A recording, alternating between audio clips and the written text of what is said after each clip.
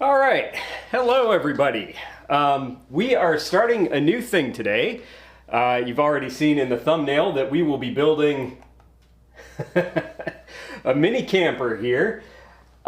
This might seem like a big change from what I usually work on, but that's really not going to be the case. So I have noticed that as I work on my projects, I have been pretty bad at putting them to practical use. And so this mini camper that I'm building here is going to serve as a test platform for a lot of the projects that I have already done on this channel and things that I would like to do in the future. So, what I'm doing here is, let me turn the camera around and we will get over onto this side of things.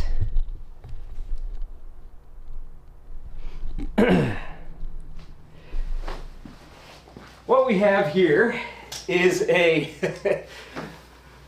zero-turn lawnmower. I was able to get this for a steal because it is the middle of winter right now and no one needs a lawnmower. It's always good to buy equipment in the off season, and yeah, it served as the perfect platform for this mini camper build. It will be hydraulic drive, two-wheel, separate wheel drive because it's a zero-turn mower. Hydraulic drive on this also. Should be a fun little platform. It's obviously not going to be roadworthy, but I was inspired by another channel called Quiet Nerd. I don't know if you've seen his videos, but he builds really cool mini campers and just takes them out on these really fun, relaxing camping adventures in his videos, and I thought that would be a fun little shift for my own videos. And then this build will also offer a new way for me to be able to demonstrate my projects on a practical level and figure out if they truly are practical. So on this camper, once we build it, we'll be able to test my radiative cooling paint to maybe keep the inside cold. We'll be able to test various other things, maybe wood gas projects, maybe PCM, building temperature regulation technology, maybe a wood stove, I don't know, a whole bunch of different stuff. My fabric waterproofing projects. Yeah, basically this is going to be a project that ties all of my other projects together, which is another goal of mine because I don't know if you've noticed on this channel, I happen to do a lot of random stuff. And it doesn't really go together all that well. But with a project like this, where I can apply all those projects that I've done before on a practical level, well, this will be the thread that starts tying my videos together. I think it should be pretty fun. So I've already gotten fairly far with this build.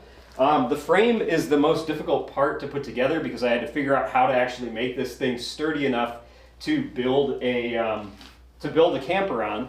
I ran into a lot of problems. Obviously the zero-turn lawnmower is not that long, and so I want to be able to lie down in this thing and actually have some room to stretch out. And so I have this overhang here that I needed to be able to support my weight, even though it's overhanging the mower by quite a bit.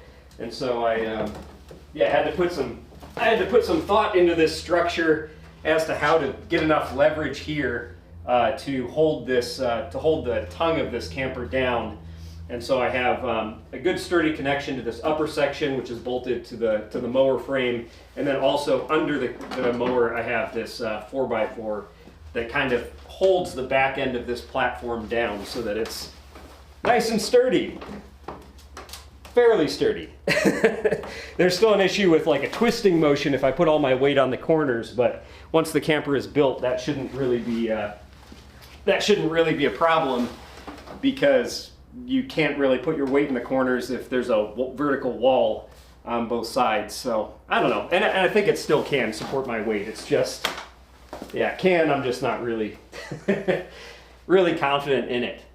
So I wanted to show you guys this build with the decking off at first, so that you could actually see the mower underneath. So this is a Cub Cadet zero-turn lawnmower, and I'm sorry if the audio is weird. I'm trying a new camera mounted microphone that I hoped would make it a little easier to record audio away from the desk during these live streams.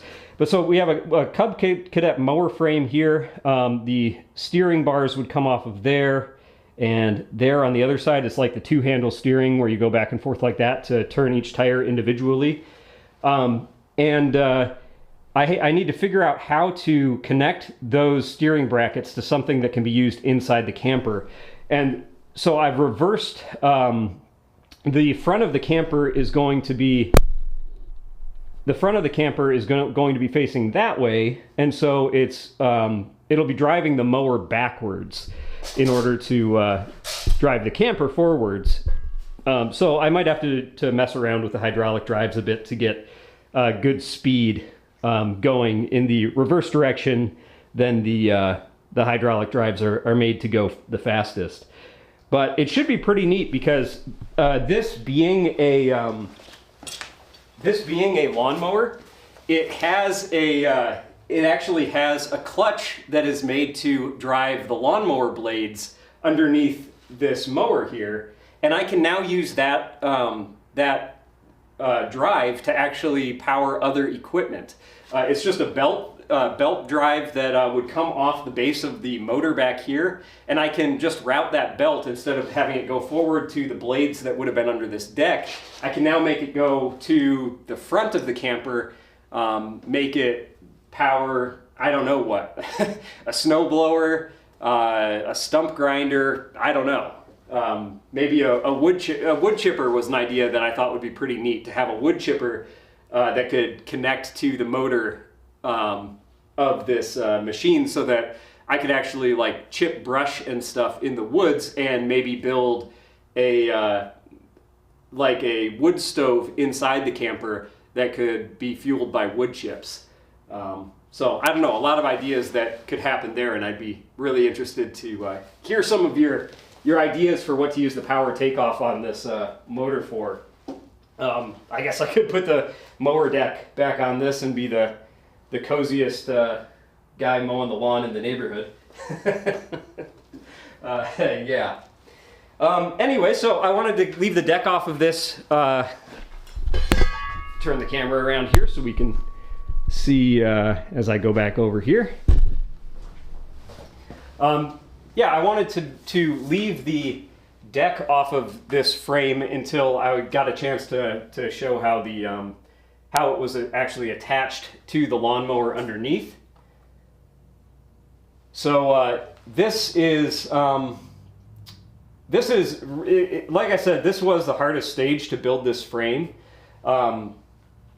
After this, mainly the things that need to be done to turn this into a camper are kind of just the aesthetics. I need to, like, I guess, build an upper frame, but I want to build the I want to build most of the rest of the camper in a way where the panels can be taken on and off really easily, because I have some ideas for using really unconventional materials to build out this camper and test waterproofing various materials and things that we could use for the roof and the sides that would be basically free recycled materials. Maybe a good test for my waterproof fabric techniques. Those videos have always done well on my channel, but they don't tie into the heavier chemistry stuff.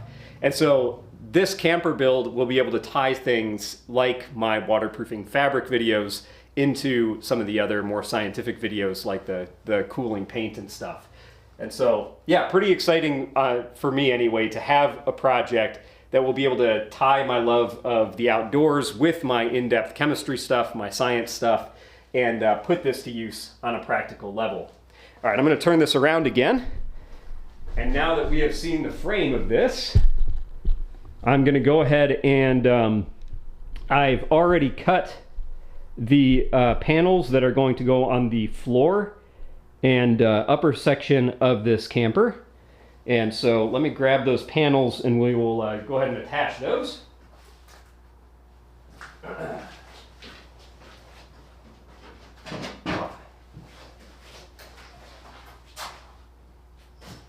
Hello, Reese. How am I going to integrate opals? Yeah, so the opal project was an extension of my radiative cooling paint project. And so the opals might be integrated, at least the techniques that I used to make the opals might be connected to things that we would do to this camper because it relates to radiative cooling paint. I don't know if the things that I explored, or at least the things that I had on my mind while I was doing the opal videos, are actually going to prove very useful for radiative cooling paint, but the idea was an attempt to modify the infrared emission of various pigments to be more favorable to radiative cooling. That's why I was messing with opals, because opals manipulate light in an interesting way where they could potentially be a little bit useful for altering the infrared emission of various pigments so that they cool better. Turns out I don't really know if that's possible. I know you can't take an element and change its native emission spectrum. You can't just change the native emission spectrum that element naturally produces, but you can potentially take some of those emission peaks and lower them if you like physically block that color of the emission spectrum. You can cause some of the other natural emission peaks of those elements to shoot upwards because the heat has to come out somewhere. So yeah, I don't know. Anyway, that's a little bit in depth for.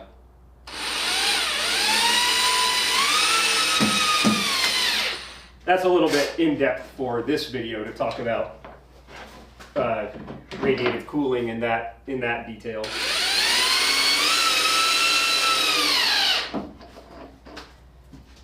So with the plywood surfaces installed here, you can obviously see that my floor to this camper is going to be quite a bit lower than this upper section here.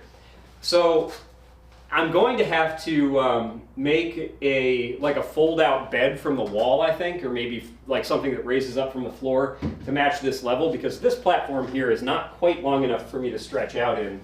So I'll have a window up here, which I'm still not sure what I'm going to make that out of, or what the structure above this lower platform is even going to look like for this camper yet.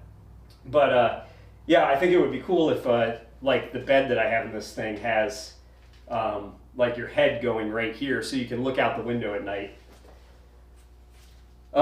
Yeah, in any case, I think the main project for today is going to be to figure out the electronics of this build. What I need to do is reroute some of the things that the mower naturally had on it, like the key switch and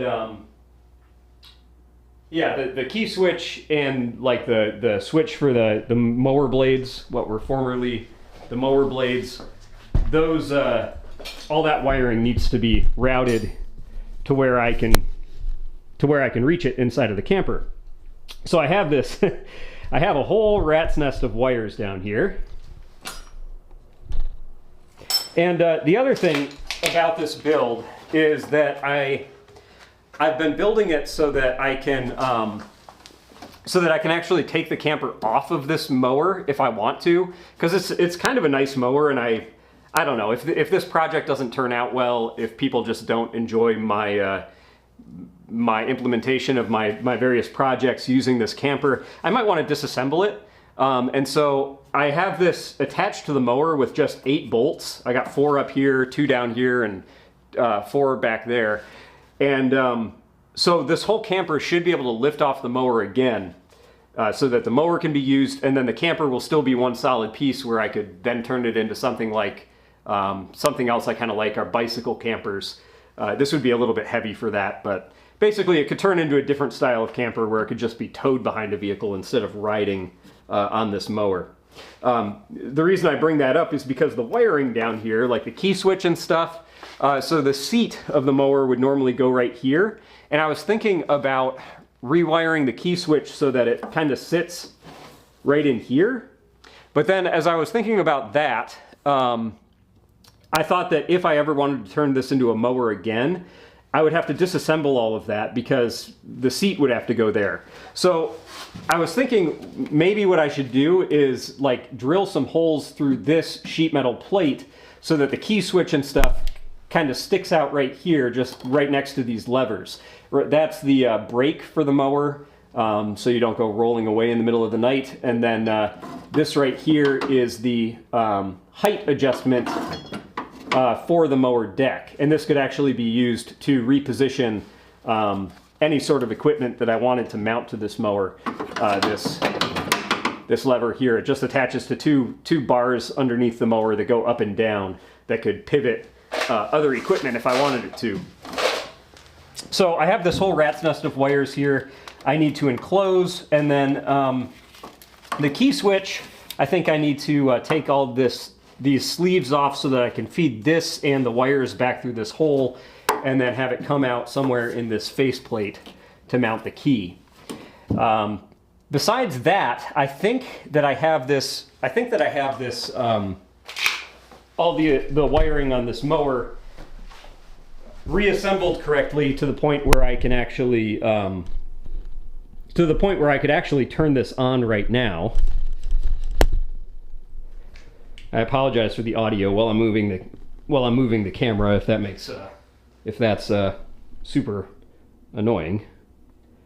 But yeah, so I have I think I have all the wiring reattached correctly so that I could actually power this on right now. I had to disconnect everything in order to take the various pieces of this mower off. And then, yeah, so there's various things like on a zero-turn mower, you have these arms that you steer with that go backwards and forwards. And on both sides, you have these little safety switches, these little toggles that go underneath the steering bar. And these let you know when the steering bars are in the right position where the drive is in neutral. So if you actually turn the mower on, it's not going to move forward or backwards immediately. It's in the neutral position if it's sitting on these momentary switches here. And I have these disconnected. And actually, the previous owner of this mower had these disconnected and wired down so that the safety doesn't actually work. And I don't know if I can reconnect these with the way that I'm going to have to kind of reattach this steering in a way that'll actually work for the camper. And these switches, I think the reason why the previous owner had these switches wired down is because they don't actually fit in the little brackets that are meant to go under the steering arm to tell the mower when those steering arms are in the neutral position. These buttons are like the wrong ones for this mower or something. So maybe I need to just buy new buttons that are the correct ones to fit in these brackets, because it's kind of a big deal that the that the hydraulic drives wouldn't be engaged when you turn the mower on. If I don't install these safety switches again, I at least need to come up with some way for these steering brackets to kind of lock into a neutral position while I start the mower and before I actually start driving the thing. So what do I do? We need to... It's always a lot easier to just talk about what I want to do rather than actually starting to do it here. Yeah, I think that I do want to put the key switch in this front panel here. That involves taking the key switch off, wiring, and drilling a hole for it. So, somewhere in this front panel, I'll have to look underneath and make sure that there's nothing in the way. I'll drill this. I'll drill a hole using this stepped bit. Drill a hole using this giant stepped drill bit. These are my favorite drill bits in the world, and make it fit this key switch. Somewhere around halfway up this drill bit should fit fairly well. And we'll see where I want this to go.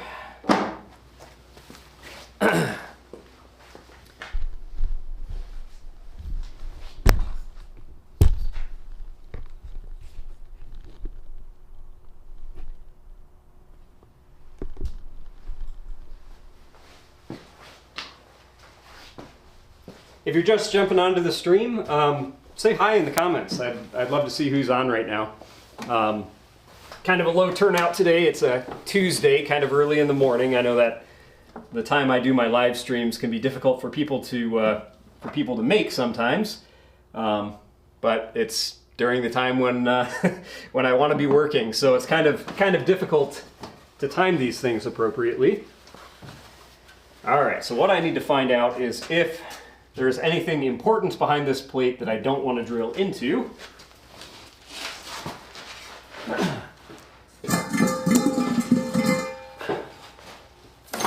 Flashlight.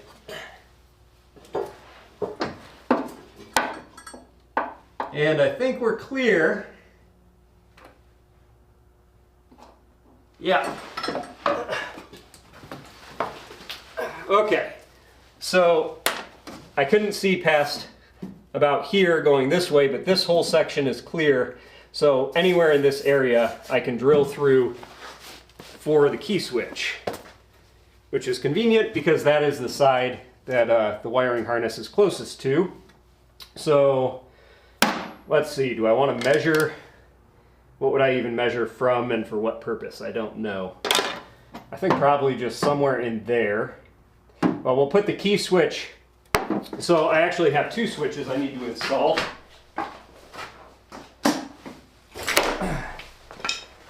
So in addition to the key switch, which I need to put in here, I also have a switch that I kind of covered up with the plywood. Can you see that there? Hard to see, but so the previous owner also installed a key switch for activating the mower blades, because I guess he said something about his kids liking to play with the mower and he didn't want them to be able to activate the blades, and so he took off the normal blade switch, which is down here, just kind of bypassed that and put in a switch where you actually need a key in order to turn the blades on, which is kind of convenient for my purposes. I don't need to be activating the power clutch on the motor for no reason, so a key would be good, especially if I put something a little more dangerous onto this thing, like I don't know, like a wood chipper or whatever. I don't want that to be activated on accident, so I actually need to find a place in this front panel for both of those switches. The key switch to turn on the motor, and then the key switch for the power clutch. So I think what I'll do is I'll put the key switch above, and I'll put the power, the clutch switch below, and there was something else. Yeah, it'll be more convenient if this is ever turned back into a mower again, for the switches to be up here instead of somewhere else where they'd be in the way of the seat or something. All right, let me see. I see someone left a comment, so let's go over here, see what you guys are saying. I'm kind of distant from my setup over here. Said, welcome.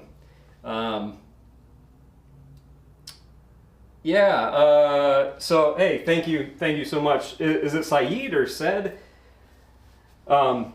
Yeah, thank you very much for stopping by.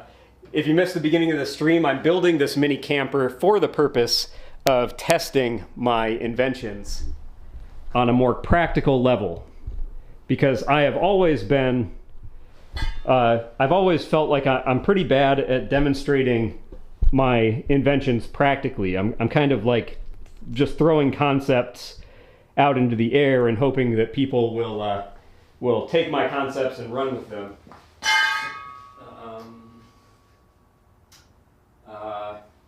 Yeah, Reese.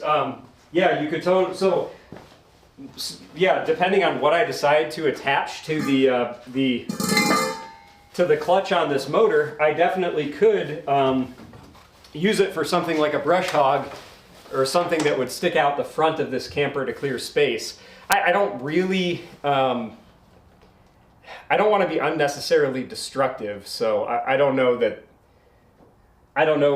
that's really the right use to have something like a brush hog on there, because I don't need to be clearing a space like that for a camper like this. I have big tires on this thing, or at least grippy tires for what this is. This is super lightweight. I can actually lift the motor off the ground, like physically, just barely. I'm just barely strong enough to do that.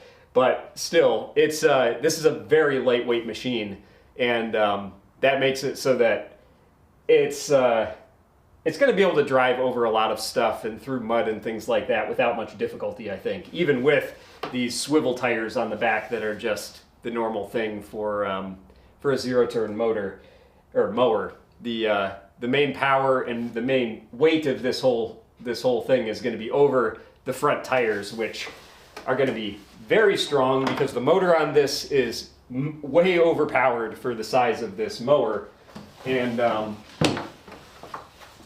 yeah, I don't think I'll be getting stuck in this thing very easily, and I should even be able to drive over quite a few things without trouble.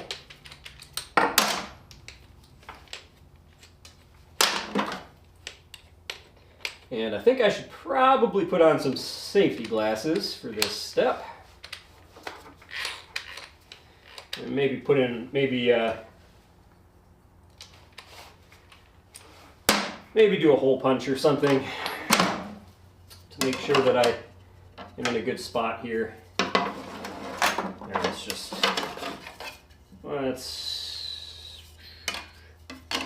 there we go.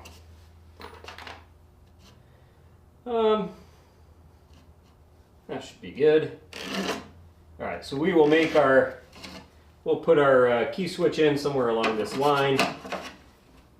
We'll put the key, or we'll put the PTO.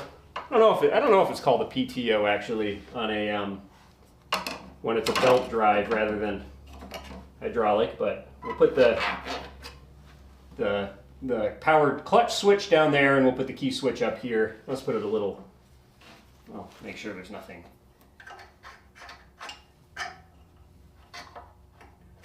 Yeah, okay, so we'll put the key switch here and the takeoff down there. And get a punch. And my safety glasses.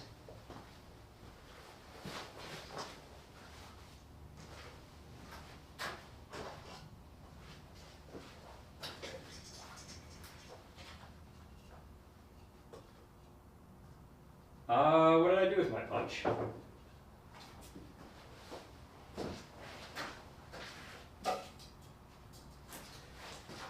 I was using my punch for something related to this mower over here.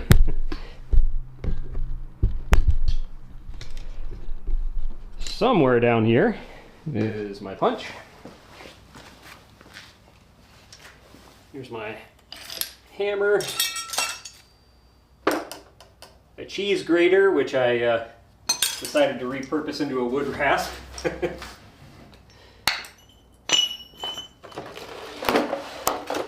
All right.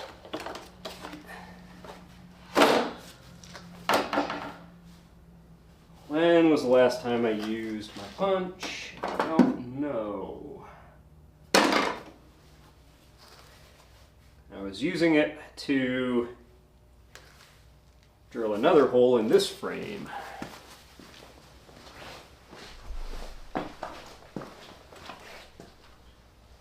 Really entertaining, I know, to watch a guy walk around his workshop looking for tools that he dropped.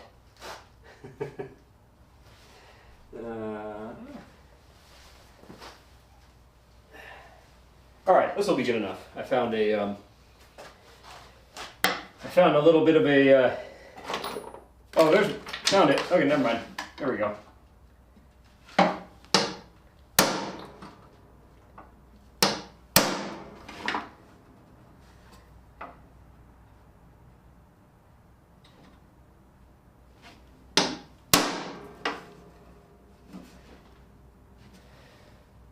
This is not my sharp punch, so that didn't work all that well, but hopefully it's enough to get a little bit of a grip with my drilling.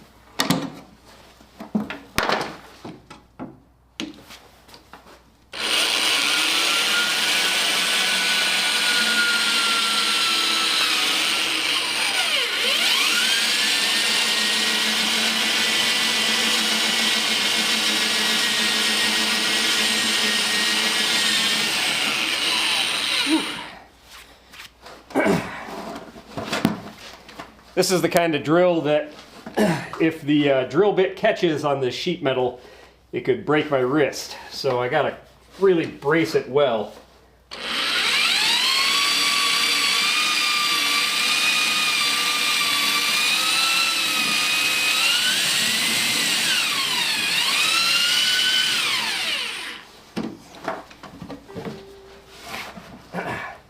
There we go. Now I can get some pressure.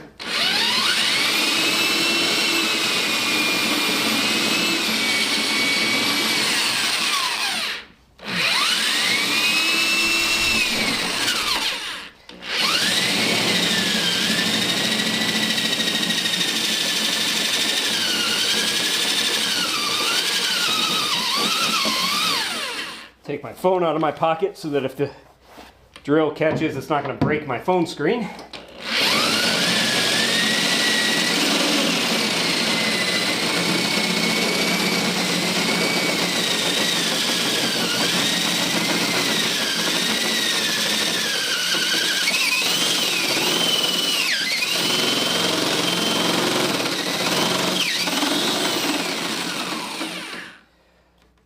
Okay.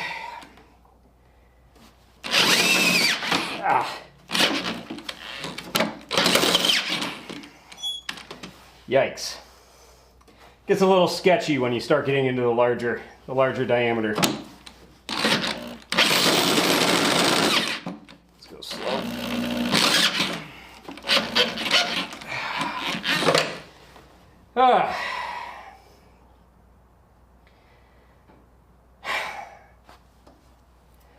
Let's do the let's do the smaller hole before I go up in size with the larger one.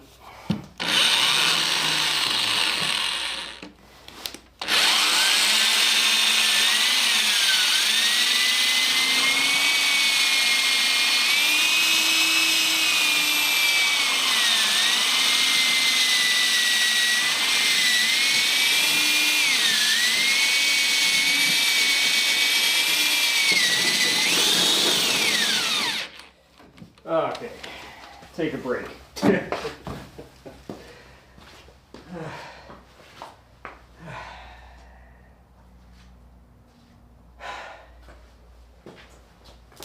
Man, I really wish I could just take this panel off and bring it over to the drill press, but it's a big piece and it's connected to a lot of different stuff.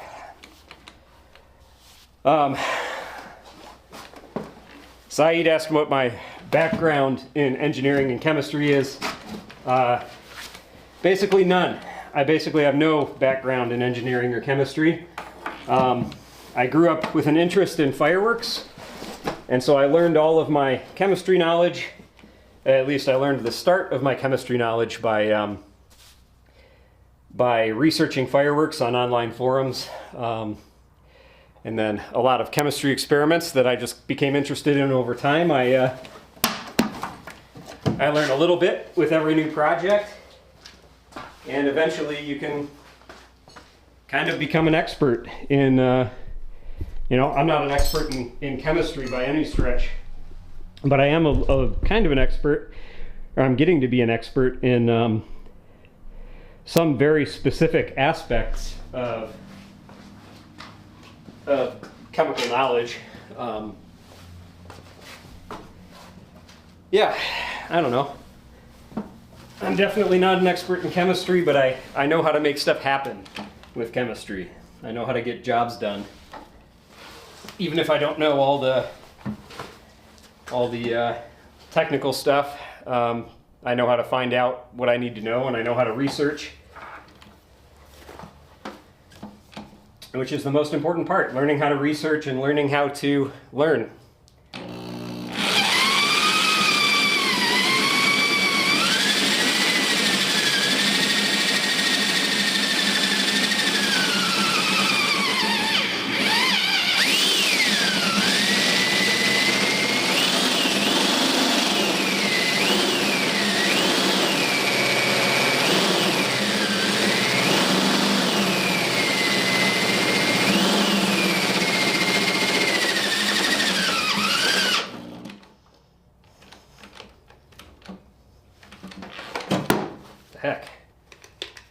Oh.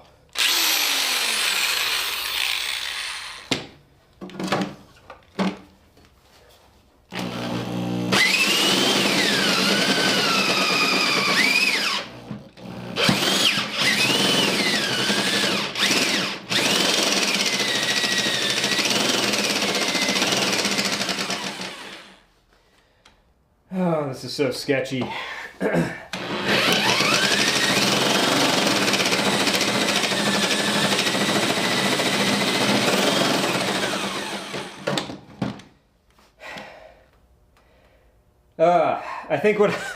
I think what I might do is I'll finish this last step of the bit on this hole, and then I'm gonna figure out how to mount the key, how to mount the this key housing from the back side, so I don't actually have to come all the way up to this outer diameter, because that is too big of a hole to drill by hand in steel this thick. I will break my wrist for sure doing something like that. So just finish this size of the step bit, and then, yeah, figure out the easy way out.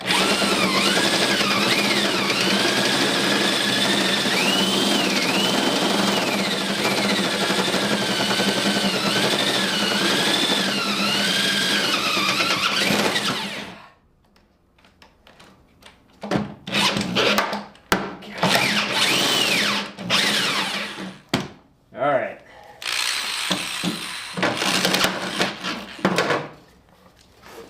Good enough.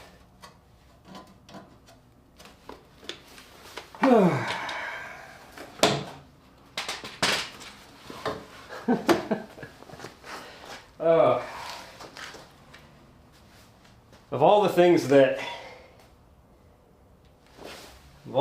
ever hurt me in the workshop, it's never the stuff that looks dangerous. It's always the crap like using a giant drill bit on a geared drill that really can hurt you and wear you out. Man, does that tire you out drilling a hole like that?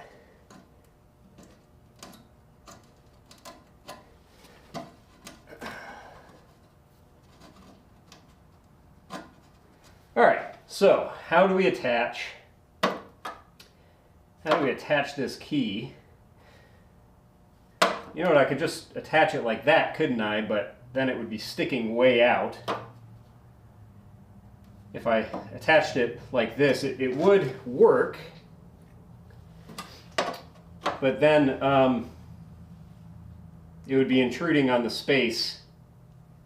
It'd be intruding on the space inside of the camper a little bit. Still, that might be the easiest way to do it.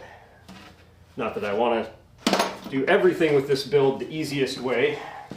I'd also like it to look nice.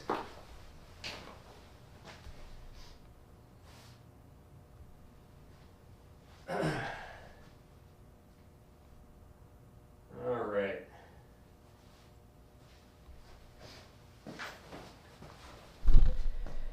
I think one other thing I need to do is extend the wires of the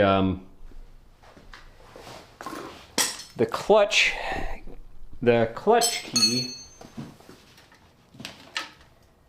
Yeah, the wires for this are not quite long enough to reach down in here, so I need to extend these wires. That would be easier to do with this deck off. I only put 2 screws in, so I guess I'll take this deck back off temporarily while I do that.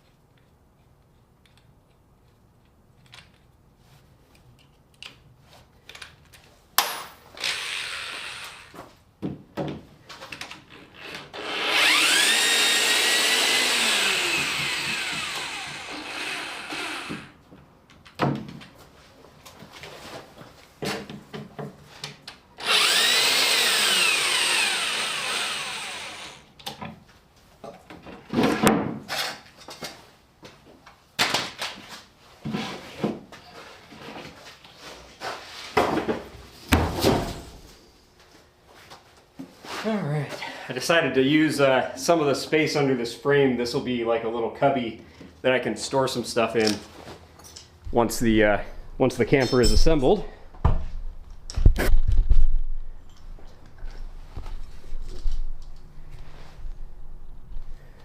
And let's see, can I get you guys a view of the wires over here? This has a giant Briggs & Stratton motor on it, which is, this is much bigger, this 25 horsepower motor, than what would have been on this, which would have been maybe like an 18 horsepower motor or something. So very powerful for driving any equipment off of that clutch drive. But it's kind of, the problem is, as far as like, this motor can't make the mower actually drive any faster, because that's based on like the speed of the shaft and stuff turning the hydraulic pumps. So this has a ton of power, but it doesn't have a lot of speed. So really good for equipment, not so good for being able to actually move this thing quickly, which is okay. It doesn't need to go fast. Let's leave, this wire might be almost long enough, but this one is not.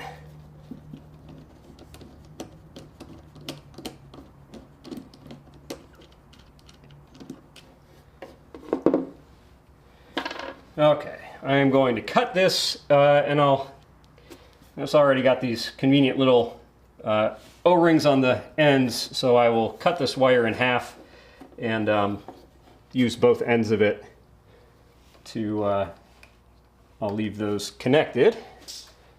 Just use scissors, I guess. And let's cut it up here. And I'll need to get some, this is a hot lead, so I need to make sure it doesn't touch the frame.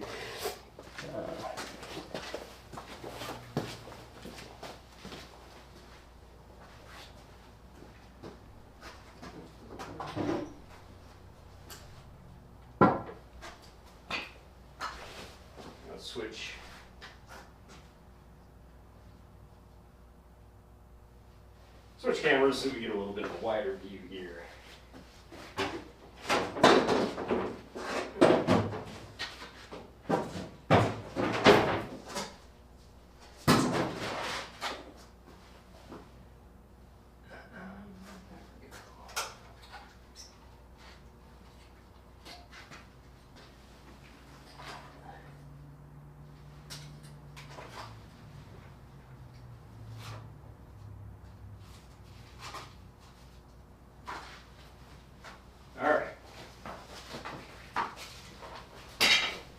I was just looking for all the various things I need to splice and solder this wire. So I got my soldering iron, some heat shrink tubing. Oh, what I did not get is another piece of wire. There we go. Got some right here. This is also, this may not be, this is not a thick enough gauge. Need a thicker piece of wire than this.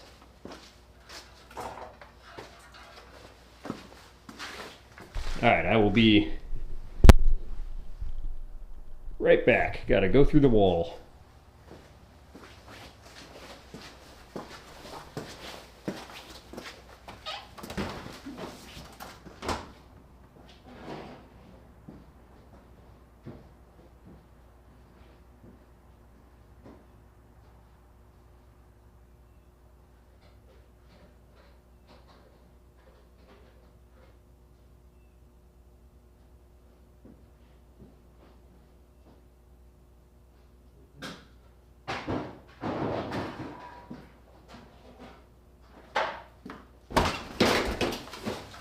This should be adequate.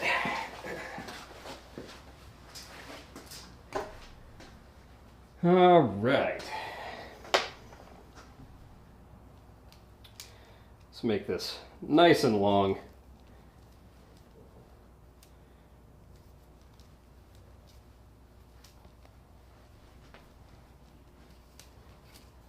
Who knows where I'll eventually want this wiring to go.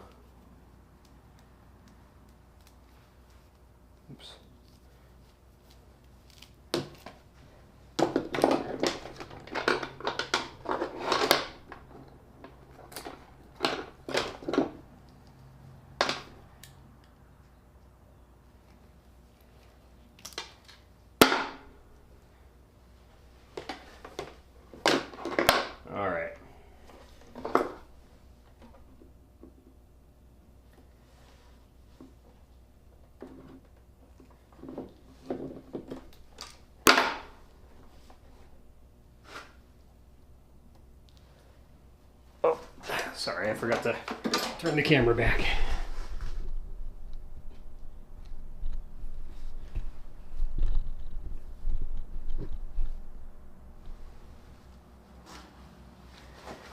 All right.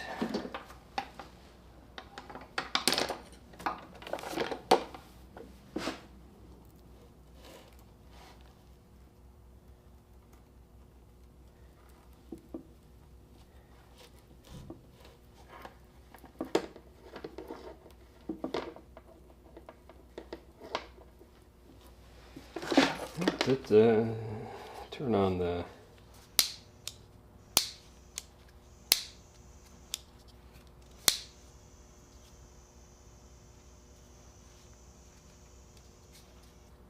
oops. There we go.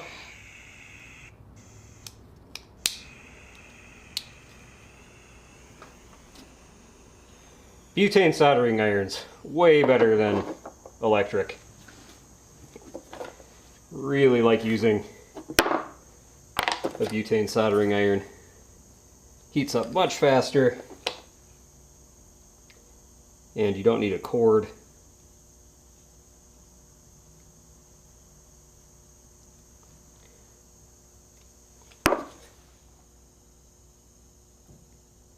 Little flex.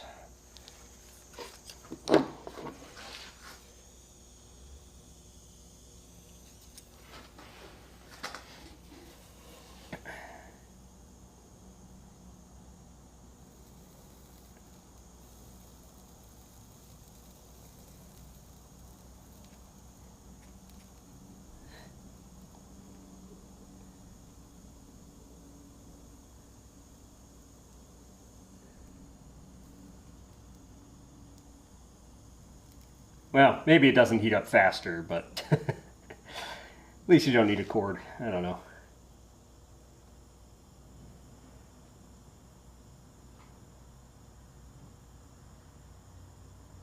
Could be running kind of low on fuel also.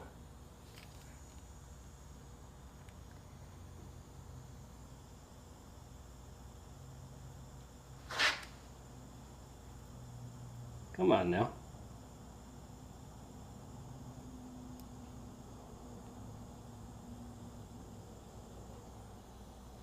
All right, I take it back. This is not good.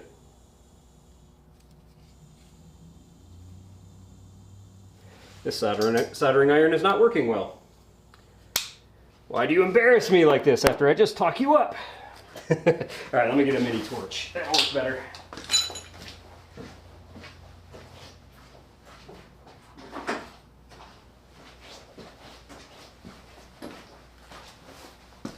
All right, here we go.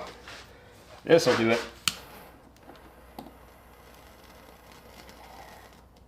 Unless this also is out of butane.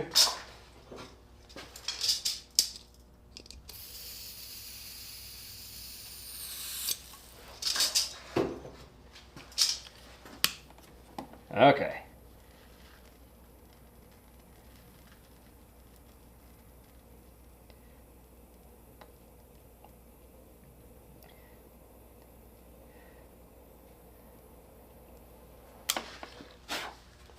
All right, not the cleanest solder joint, but plenty strong.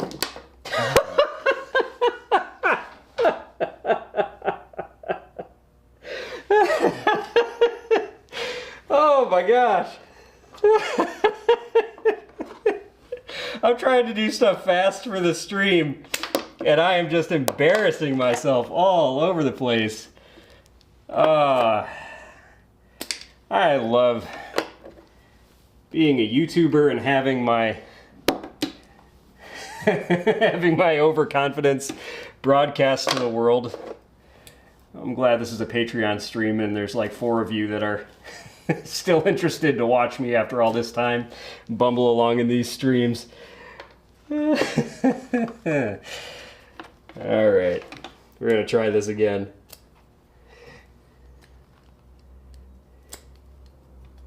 I have to go refresh the comments, I think, on my on my computer over there. I guess I should pull the stream up on my phone so I can see what you guys are saying right in front of me here without having to leave and go over to the laptop.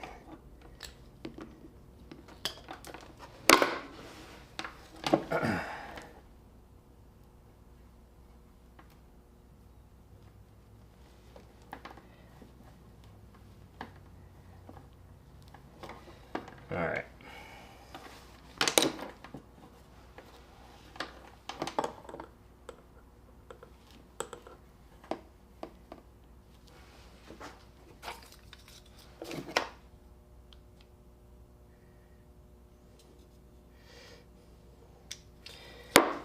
A little flex. And let's try this again.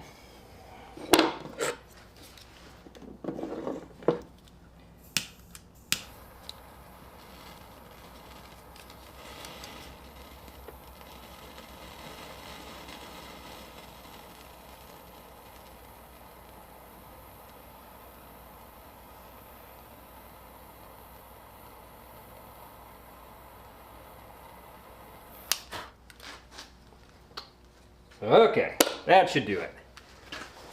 While I'm waiting for that to cool this time before pulling on the ends, let me pull up the stream here so I can follow along with the comments.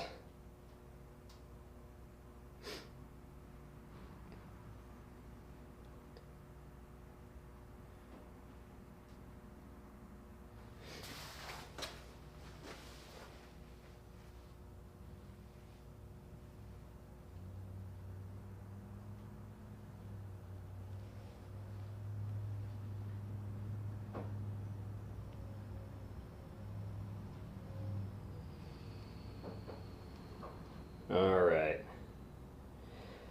Okay. Hi, Riley. Hey, man, it's good to have you on. Yeah. All right. So we are. I will catch you guys up now. We are building a mini camper, and oh yeah, I forgot I have the wide angle camera already on, so I don't need to back this camera up. Yeah, we are building a mini camper, which I will then use to demonstrate how to use projects that I've done in the past and projects that I will do in the future practically. So this hopefully will be a project that can tie a bunch of my other projects together, because my channel has been a mixture over the years of kind of hard science topics and like outdoors related stuff, you know, fabric waterproofing and things like that. And they're just not related to one another in any way. And so if by having this camper, I can do things like demonstrate my radiative cooling paint by applying it to the camper itself. I can like make waterproof awnings with the fabric that I have made, and we can test things in that way. Just a good way to tie my projects together. So it's a cohesive series instead of a bunch of one-of videos that someone's interested in one but none of the others. So yeah, I really hope that this helps people kind of not only have a way to connect all my videos together in an entertaining way. I just realized that my face is all blown out by this light being behind me.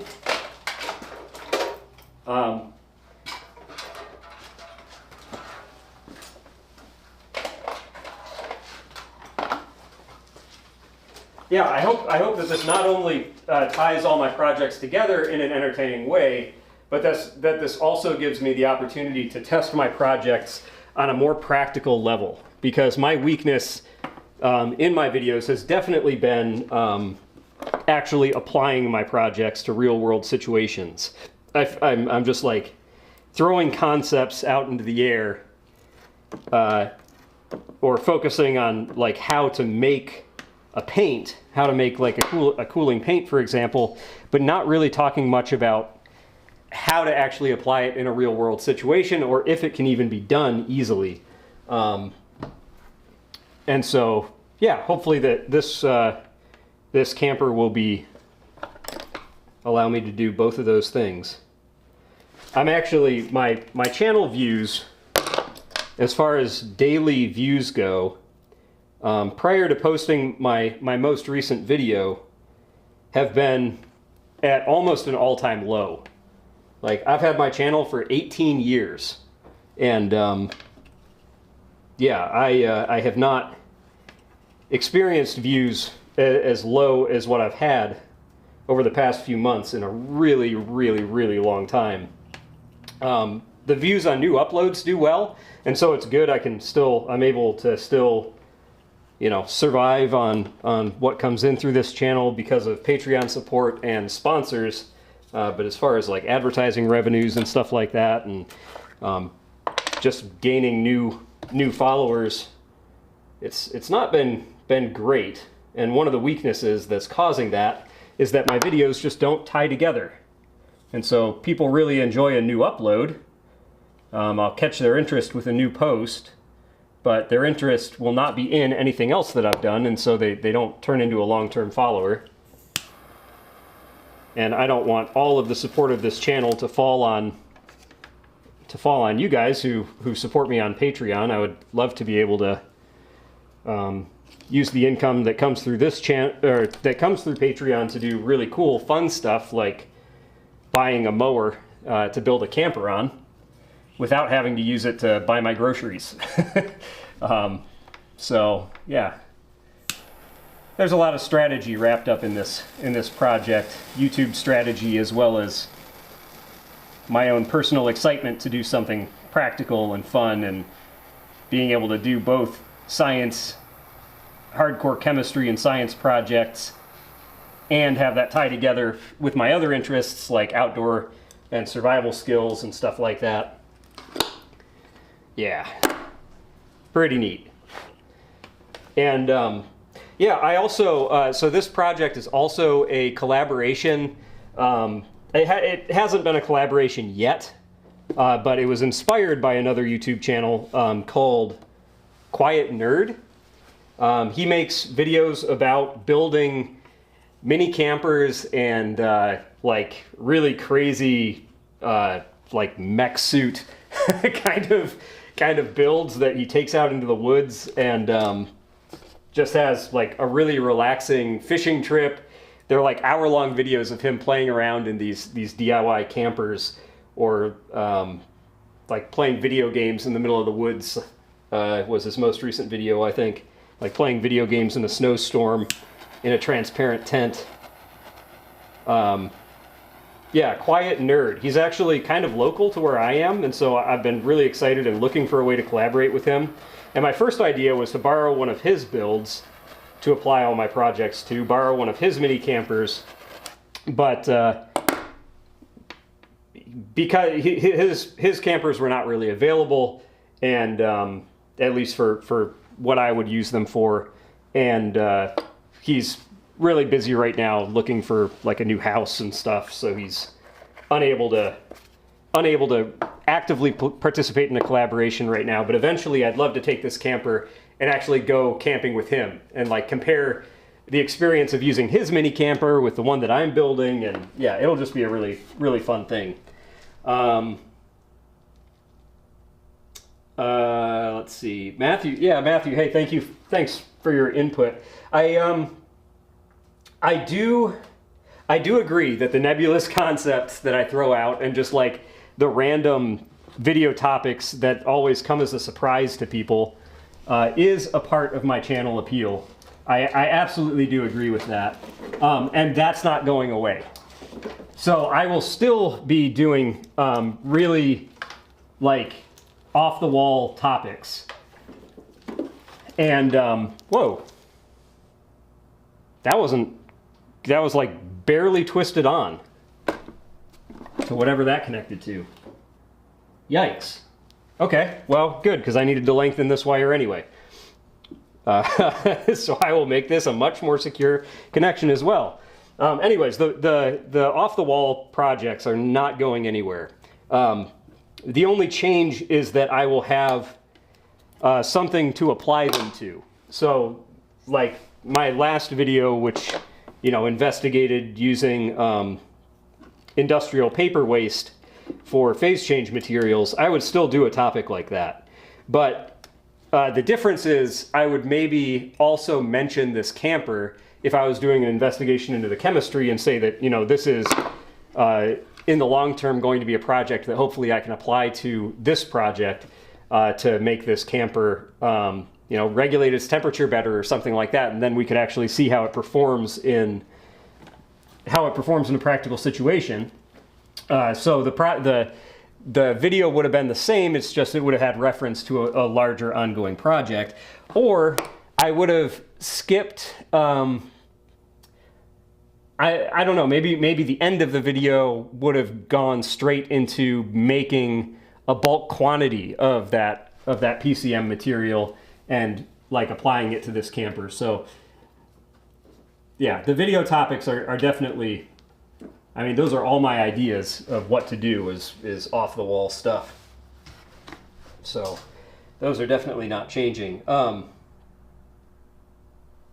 Yeah. Basically, I just want a way to tie these projects together in a series where people can see that I'm not just working on a one-off project. They can see that I've been working on these things for a long time, and there's a lot more interesting things to explore. So, I don't know. One of the things that is, I think, key to being on YouTube for a long period of time, being especially a full-time YouTuber, but just to maintain like people that are interested in your content over a long period of time, one of the keys, I think, is to change regularly and in small ways. So to be constantly changing something about how you're making videos and just seeing how people respond. And hopefully the changes are small enough that no one actually really notices that a change has happened. But over the years, these little changes add together to keep your channel up to date and keep people interested, because the content has grown with them. I was like 17 when I started this channel, and my interests at 17 were a lot different than they are at 35. And if my channel had not evolved since then, none of you would be interested in watching my videos either, because they would still be meant for kids. And so, yeah, it's the key to long-term success on YouTube is changing things even when things are going well. Even when you feel like you don't need to make changes, be thinking about changes you could make, because otherwise the way that channels fail is they find out all of a sudden that their audience has outgrown them, and then all of a sudden they realize, oh, I have to make this huge sweeping change that is going to shock everybody, and the viewers that are even still interested in your content are just going to be thrown off because your change is so drastic. And yeah, a lot of channels fail that way. They wait too long to make changes rather than slowly and steadily evolving with the audience and with yourself and growing. And yeah, if people don't like the minor change, you go back to what you were doing before. So I'm hoping that people will like this change, and if they don't, we will go back. Not a big deal. But yeah, I'm definitely not planning on changing the key elements of this channel, which is, I don't know, I guess science education, inventiveness, exploring complicated subjects. Did you guys notice on my last video, I tried out a new intro line? what did I say? I said on this channel we explore advanced scientific research and see if it can be accomplished in a barn by a regular guy like me. And I put a lot of thought into that statement. First of all, I think it is literally actually true that I am just a regular guy, and I've spent a lot of time investigating the things that I'm interested in, and so now it seems, to a lot of the commenters on that video anyway, it seems like people look at me and they're like, you are not a regular guy. And no, I am a regular guy. I failed a college chemistry course. I am a regular guy. I have serious deficits in my knowledge and in my ability to learn things, and yet, yeah, you just pursue the things you're interested in for long enough, and it's amazing what you can learn and what you can do with just not being satisfied with the amount of information you already know. And there's other aspects that help. I don't know. Let's see here. I gotta refresh my refresh the comments every once in a while, because on my phone they go away every once in a while.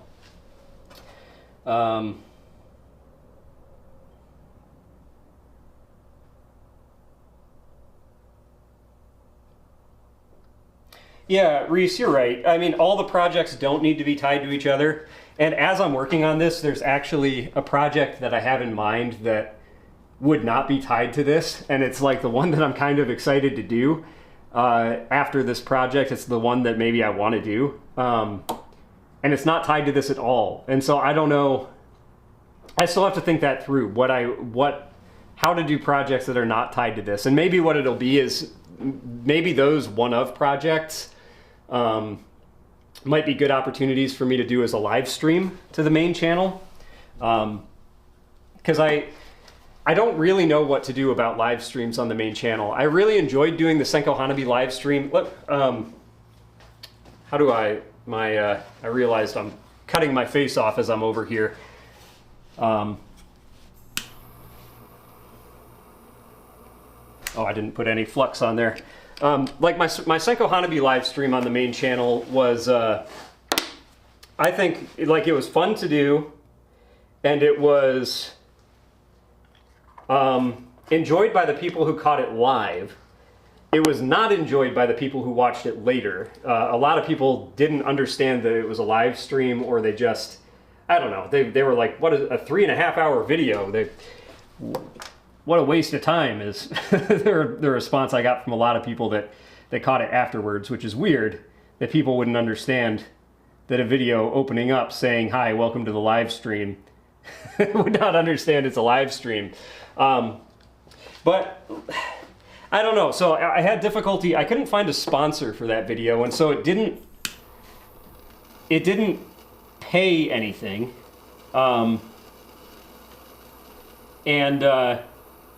Well, I mean, I got advertising on it, but to be honest, I spent like 2 weeks. I spent like 2 weeks preparing for that Senko Hanabi live stream, and the advertising revenue on it was $250, which I know is a lot for a YouTube video. Like, I'm sure if many of you who are not YouTubers made $250 off a YouTube video, that would be a big moment. But for me, whose job it is to make YouTube videos, to spend 2 weeks on something for my job and have it pay $250 is not. Yeah, that's not a good return on investment for time. $250 for 2 weeks of work is pretty bad. So I don't know. I really enjoy doing live streams, but that might be something that I just reserve for like Patreon, maybe the B channel.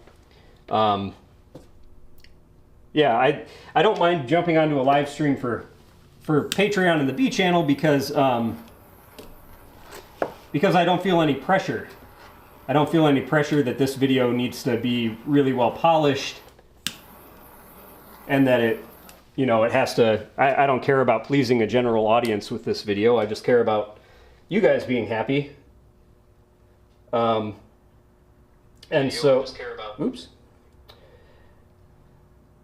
Yeah, I mean, I just care about you guys being happy watching this. And so it doesn't have to be polished, it doesn't have to be fancy. Whereas if I post something to my main channel and it doesn't appeal to my whole audience on the main channel, then it actually is like, it has a negative effect on everything else that I post. And so you have to be really careful, or I have to be really careful. Anything that I post to the main channel needs to be good. It needs to live up to people's expectations for my ordinary content. So anyway, all that to say that doing live streams for the main channel is one thing I'm considering for one-off projects. If it's something that I feel I can do live and don't have to script really heavily. But yeah, I don't know.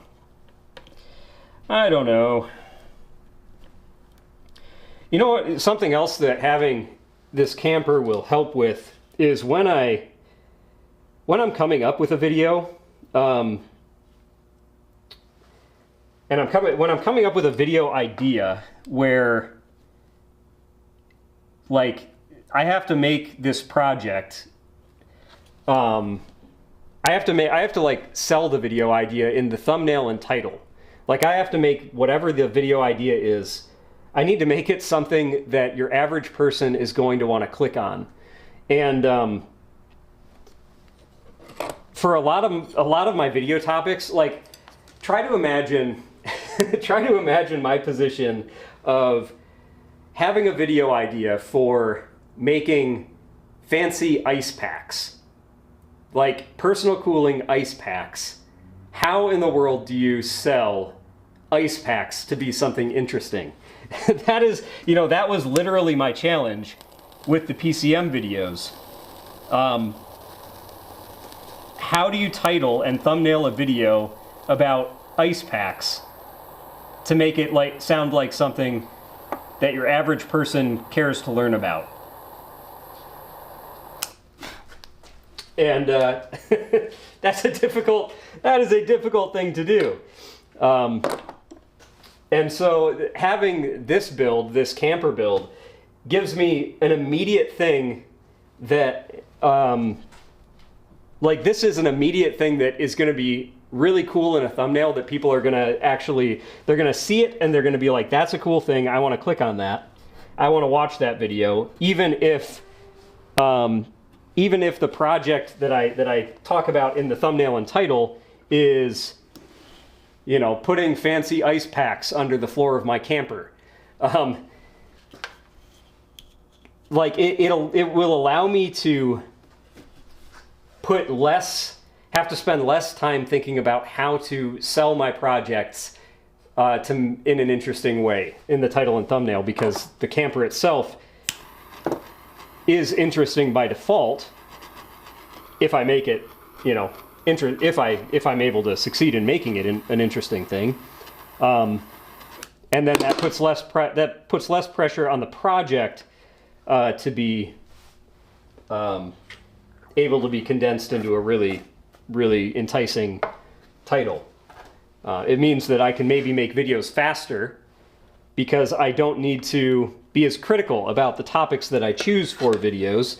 Because, you know, when you have to make videos for YouTube, you have to think about, is this video going to do well?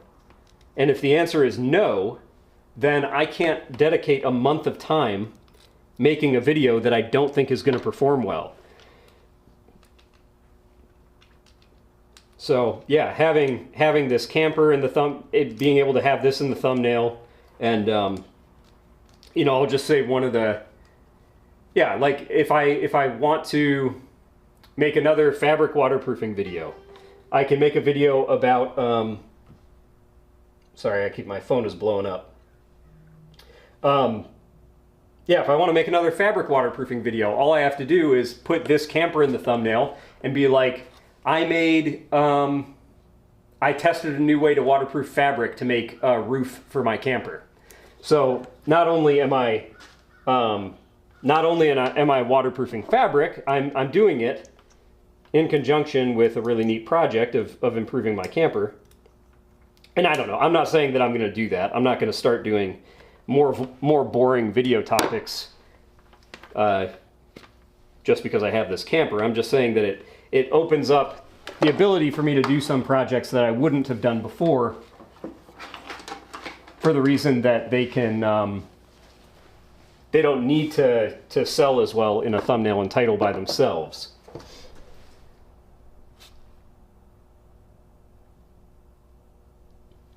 Yeah, Riley's lab knows what he's talking about.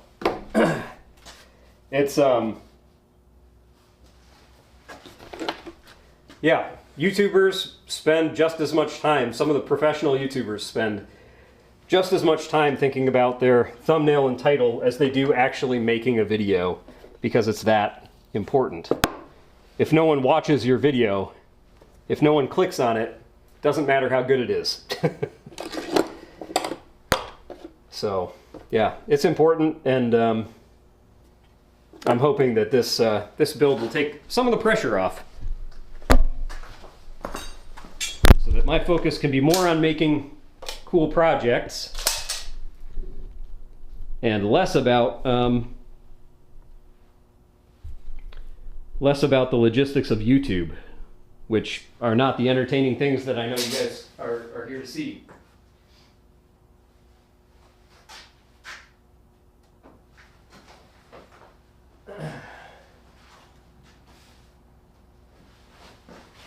All right.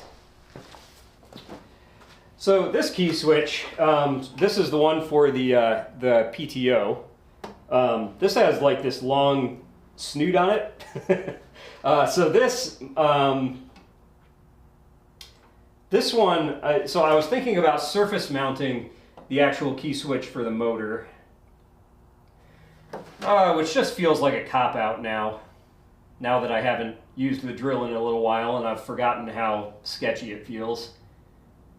I feel like I should I feel like I should actually drill one of these holes out big enough to fit this. But maybe I'll reverse what I initially intended, which was to put the key switch for the motor on top and the clutch switch on the bottom. This bottom hole is a little bit less sketchy to drill because I can use this board to brace the drill against, which prevents it from torquing out of my hands or breaking my wrist. So maybe I'll finish drilling this hole out large enough to fit the key switch, and then this hole I'll have this coming in through the back because it's got this snoot that'll stick out, and I won't have to it won't be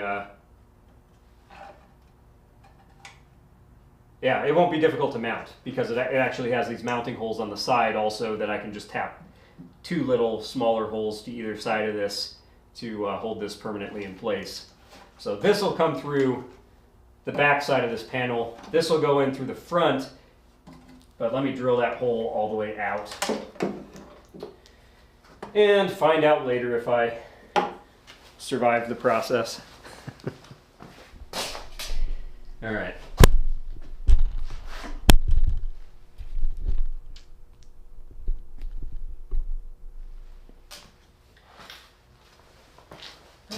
Let's see.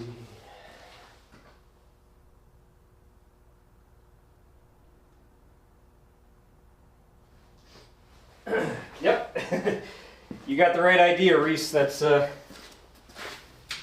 is the plan. I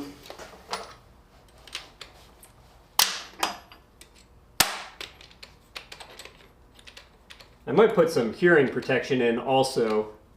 And I apologize that this is quite a loud process to drill through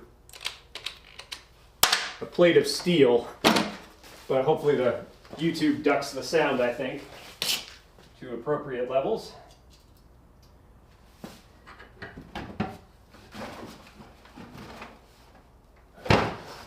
There we go.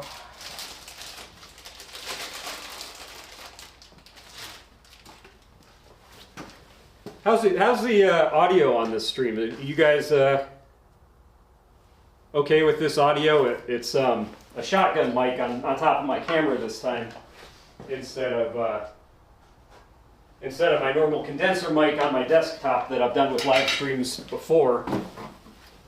This seemed like the easier way to make the audio work when I'm on this side of the workshop and not next to my bench. I have the microphone mounted to this camera, and I just have to remember to face this camera at me when I'm talking to the other one.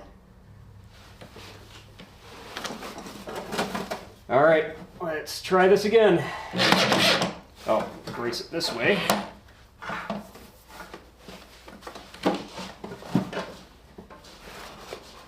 So the trick here,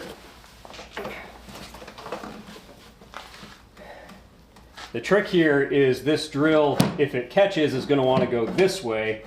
So if I have the handle braced here, and then I put weight downward here, it should not rotate out from under me, at least for another ½ inch until this handle actually passes this board.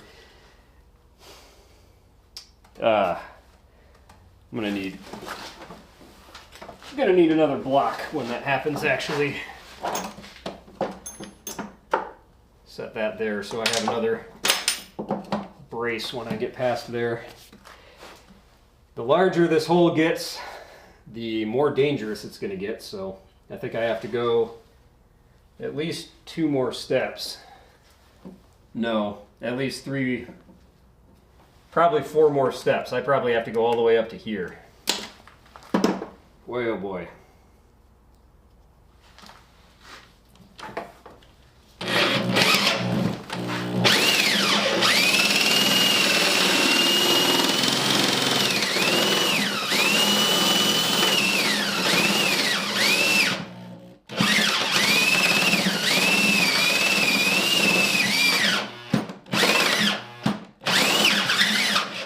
Well, I caught a couple times there, and it worked pretty well to have this braced, so I think I'm safe for the moment.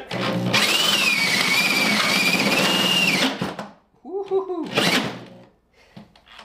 Well,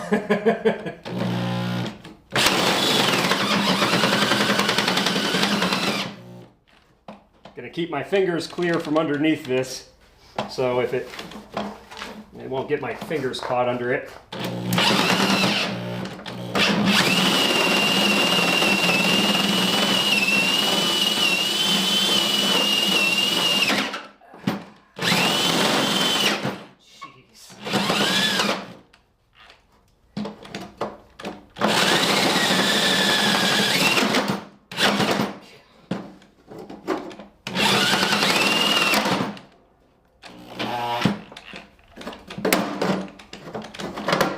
Is that big enough?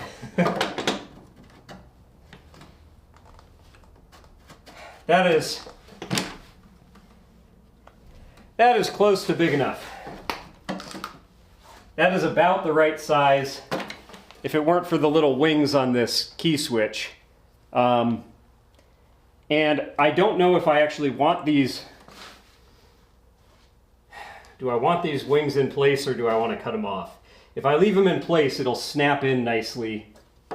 But if I cut them off, it'll be a lot easier to remove this key switch later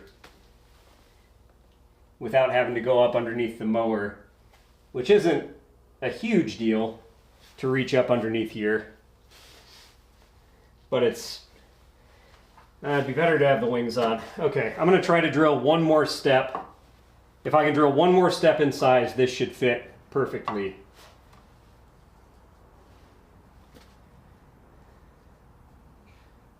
All right.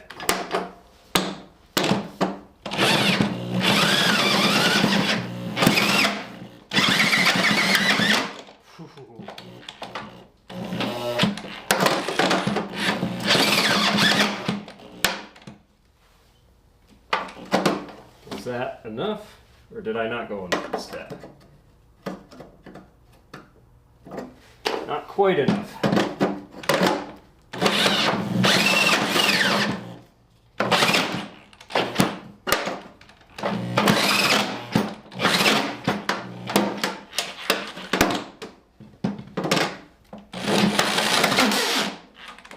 Whoa. That didn't sound good.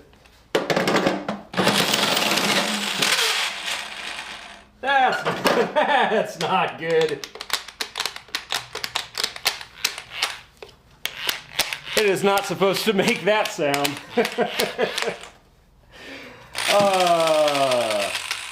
Whoops. Well, I think I drilled far enough.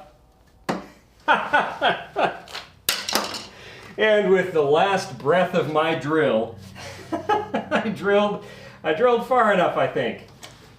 All right. These projects always end up being more expensive because of all the tools I break. Okay. All right, let's see if we can fish the wires for this key switch through this hole. We'll connect it up and I'll push it through, and then I might have to go underneath the mower to make sure that I can route the wires and tie them up where they're not going to get tangled into anything that moves. Let's see. Got to take this off.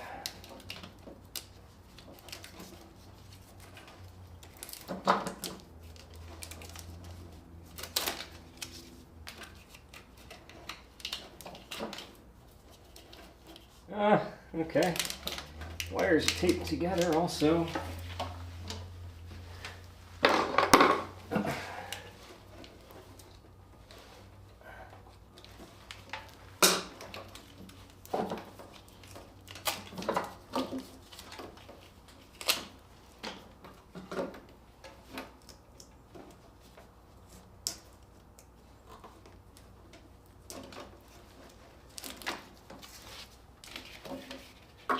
All right, route this back through this hole. And over here, somehow.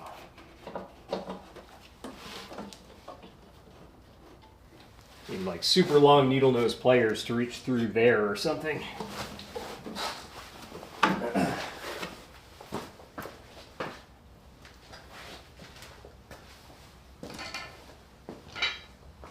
Oops. Hey, thanks everyone for the comments on the audio.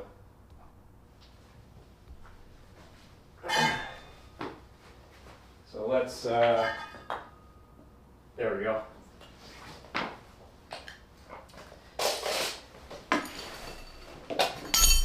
Riley had a good idea to cut key slots on either side. That would have been a good idea. But I finally got this hole large enough. And I am going to have to drill 2 little holes on either side of this in order to mount the other PTO switch.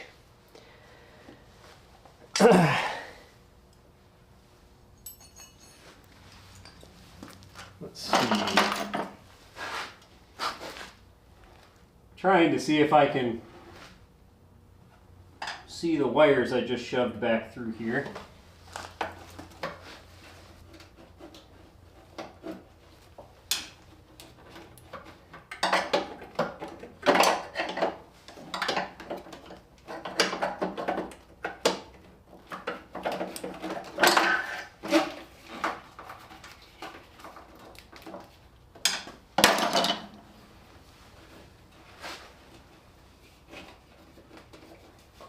So are any of you guys gonna, make it to open source this year?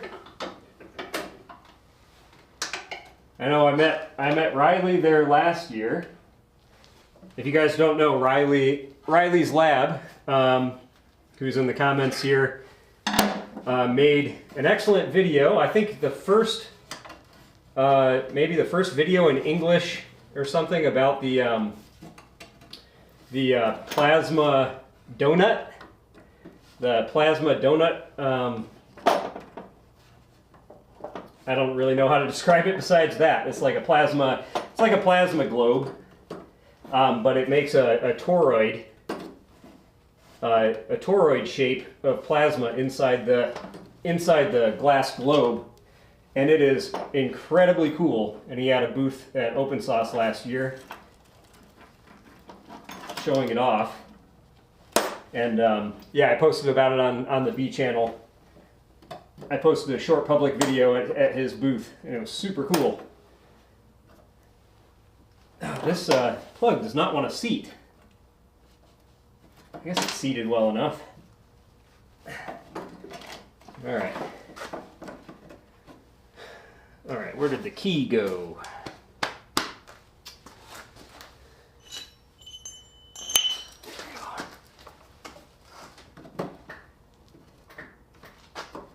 Yep, works.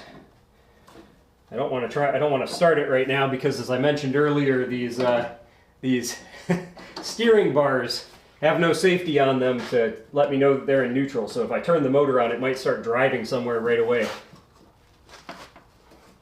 All right, I should be able to push this in pretty well.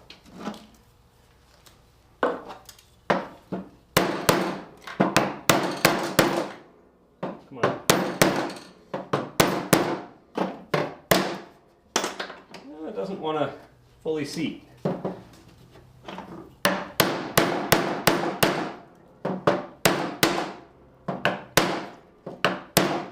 There we go.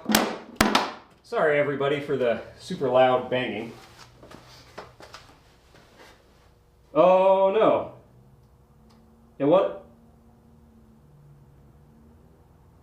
wasn't Riley's lab, it wasn't you? What? That's weird, I'm sorry. Who was that? Let me, I gotta pull up the video just to figure out what the heck I was talking about. Oh, Backmax Psy, I'm sorry. Riley's lab, you're, okay, you're the one that did the electro spinning, right? I'm sorry, I got you confused. Riley's lab, you did the electro spinning of a heart valve, I believe. Is that right? Correct me if I'm wrong.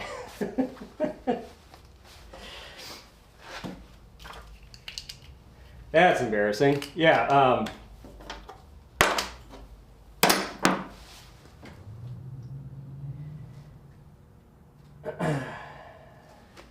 Okay. Anyways, here's that keyhole is in place. That's good.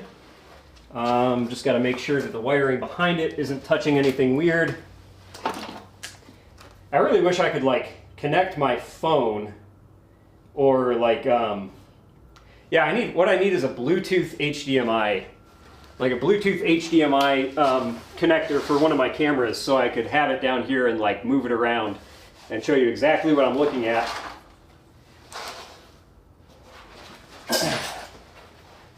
Okay, it looks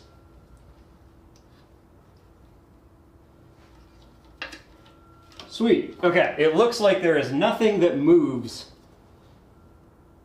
It looks like there's nothing that moves inside this box. So that's good news. Nothing should catch on those. Nothing should catch on those wires for this key switch. That's good news. All right, so now I just got to route this guy in there. I don't like.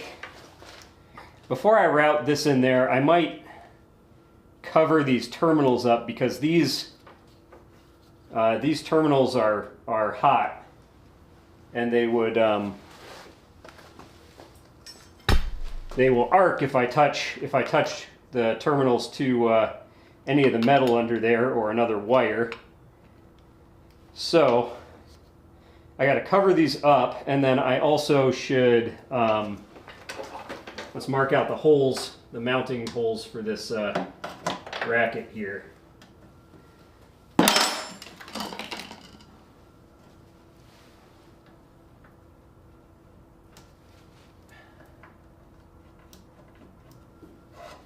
There we go.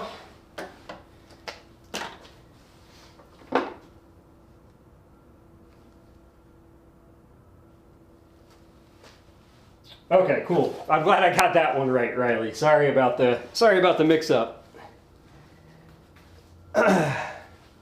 Yeah, the electro spinning is super cool. I just saw a I think on an open tab on my browser, I think I have a like a scientific like equipment supplier that sells a little electro spinning kit.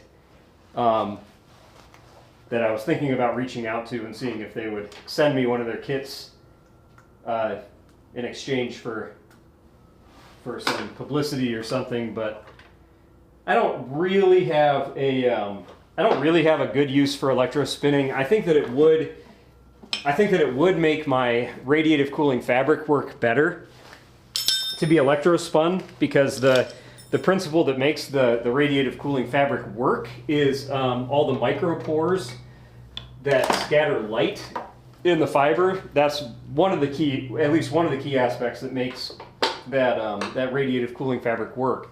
And so there's a couple ways that you can make that fabric even more reflective. One is to increase the number of micropores or nanopores inside the fibers, or you can actually make the fibers themselves much smaller, and the air gaps between fibers increases all the refraction that occurs naturally, and also makes them more reflective without needing to increase the number of nanovoids in them.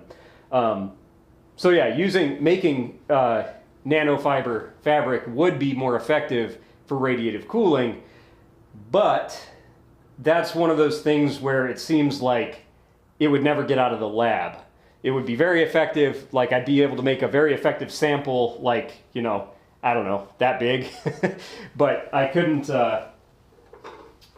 spin a blanket out of it, or like enough fabric for a shirt.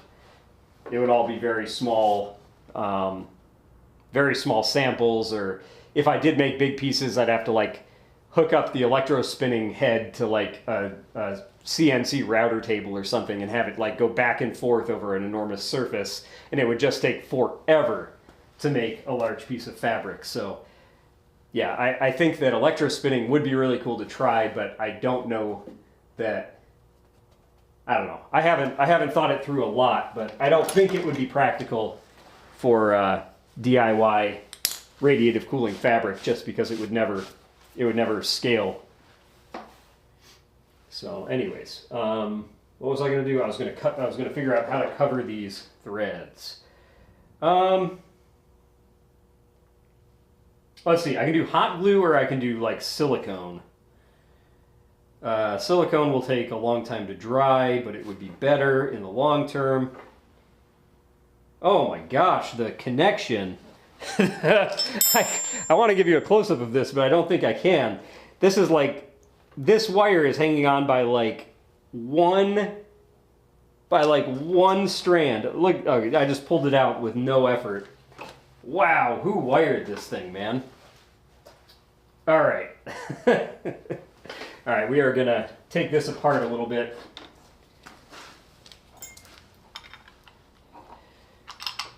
Take this apart, and I'm just gonna wrap the wires around these studs here, and that will be a way better connection than what this just had. My goodness.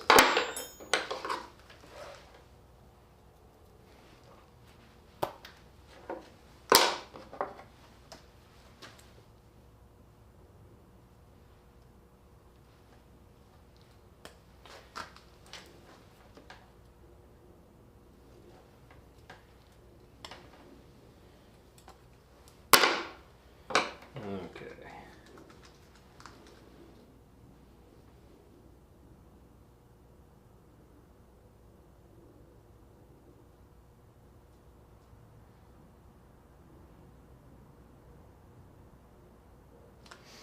Yeah. Yeah, Riley, you would know, as far as electro spinning goes, what kind of effort it would take to do large scale. It seems possible, but possible but very difficult, and not achievable within my budget or workshop space. I feel like a large-scale electro spinning setup would take like as much space as this camper does to build.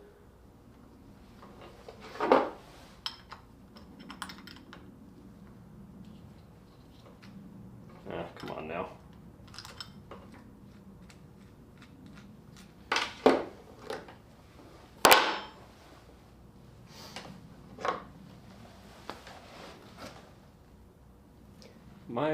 Yeah, okay.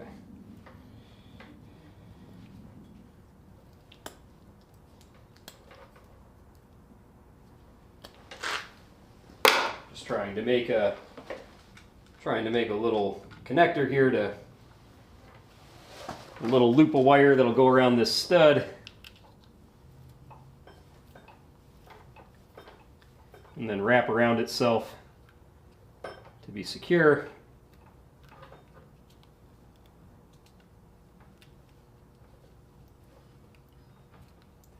There we go. Sorry if you can't see real well. It's kind of a hard thing to film. Kind of hard to film yourself when you're working on something like this. But it's a little bit easier live when I can apologize immediately instead of just having to scrap the shot if this were for a standard video. I'm trying to stay on camera a little bit. There we go, that's more secure. And then the other one.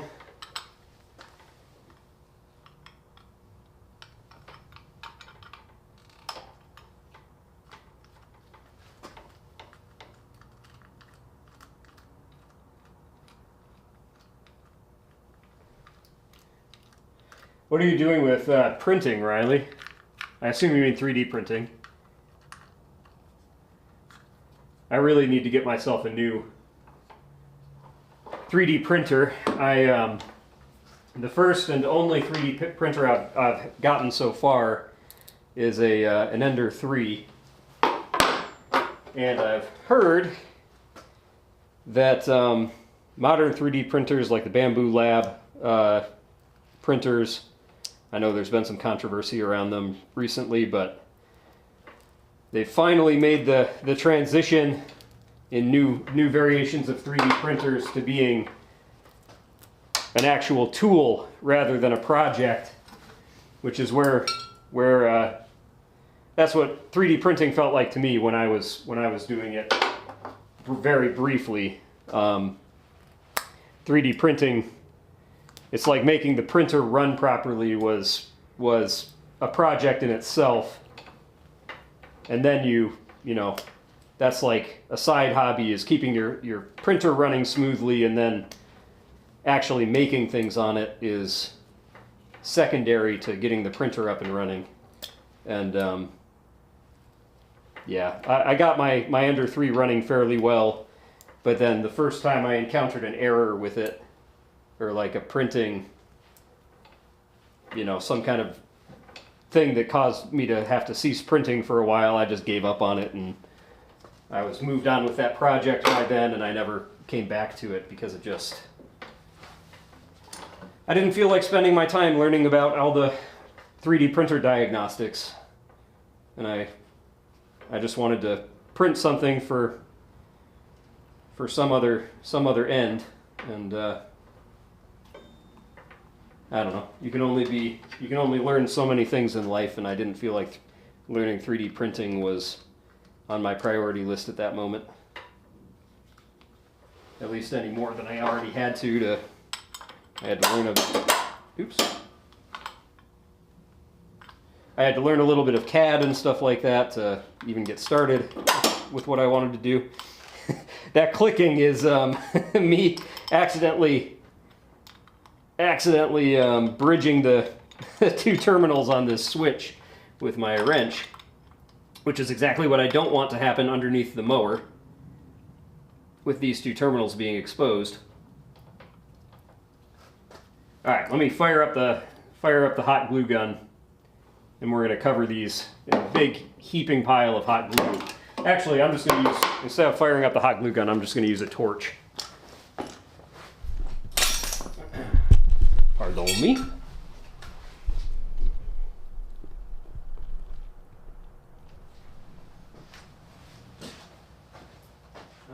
Hot glue, hot glue.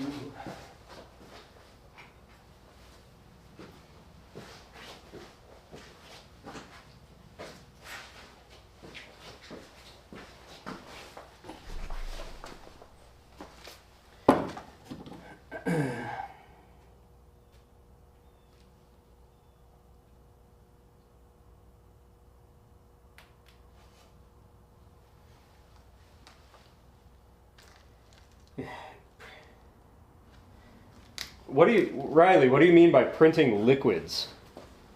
I mean, obviously, if you printed something, does that mean you're like printing the mold that a liquid then goes into? I don't understand why you would want to print a liquid, because it doesn't hold its shape. So I'm trying to understand what you mean by that. Like printing with liquid epoxy that you could cure later into a solid, or that's kind of a weird concept for me to wrap my head around.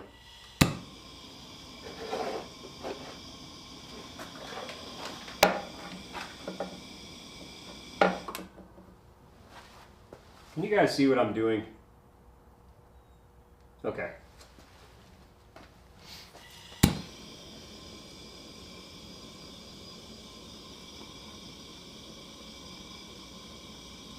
Heating up a glue stick.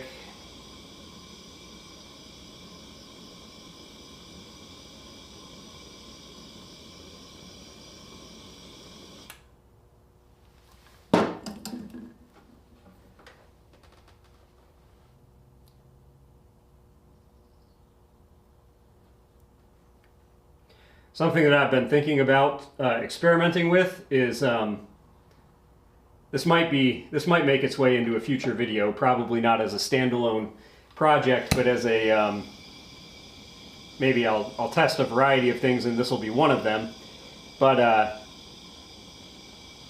there are apparently various solvents that you can use to dissolve hot glue, and if you dissolve hot glue, you can then apply it as a liquid and have it, have it harden that way, so you can really thin it out without actually using heat. And that means you could use it. You could like paint fabric with it. This is kind of what I was thinking of. You could paint fabric with your hot glue, which would cause the fabric to be waterproof. But not only would it be waterproof, but it would also be like you could stick the fabric to other stuff, or stick it to another sheet of fabric with heat. And so it would be like fabric that you could repair on the fly, waterproof fabric that you could repair holes in just with something warm to remelt the glue. And so it would be a great waterproofing option for like camping and survival purposes, because you'd have this waterproof fabric that you can actually repair on the fly, and you can attach it to other pieces of fabric really easily, or even not even fabric. You could attach it to any surface really easily because it's coated in hot glue. So that's kind of an idea I'm thinking of. The solvents I think are like toluene, and so a little bit expensive. I don't know. It's possible that isopropyl alcohol could dissolve hot glue at high temperatures. Isopropyl alcohol works really well to remove hot glue, but I don't know that it can actually dissolve it.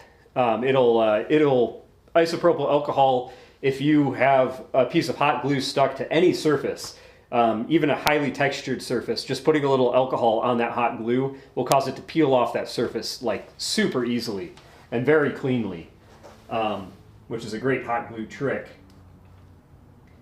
So I'm hoping that isopropyl alcohol, there's a way to make it dissolve hot glue. That would be ideal.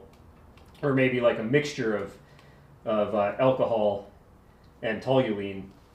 Maybe that would get the job done, and you'd be able to save some money compared to using pure toluene. All right, we have insulated this. Oh,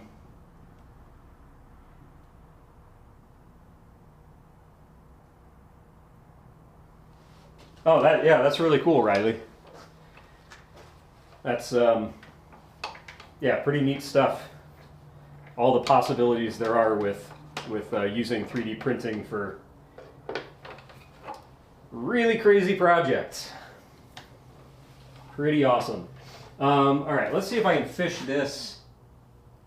Oh, before I fish this through, I should drill my pilot holes for mounting it.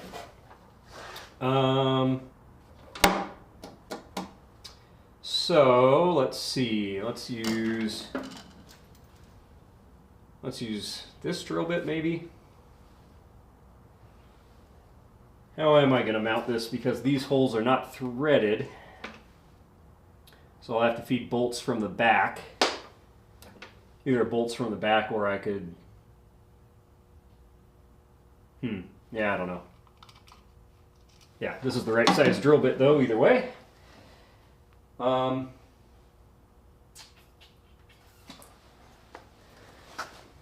Okay.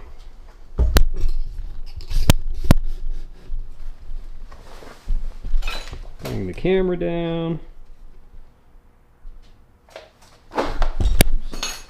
Oh, I broke my drill. Shoot. Let's see if it still works well enough to drill those little holes. I definitely broke something in the gearbox, but I think it'll still spin. I think it'll still spin with the right amount of pressure.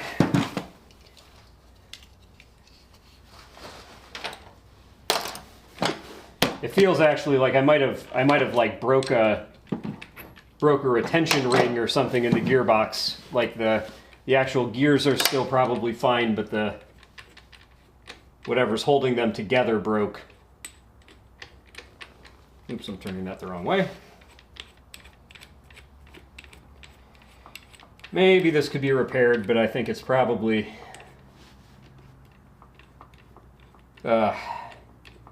these days I have to make so many decisions based on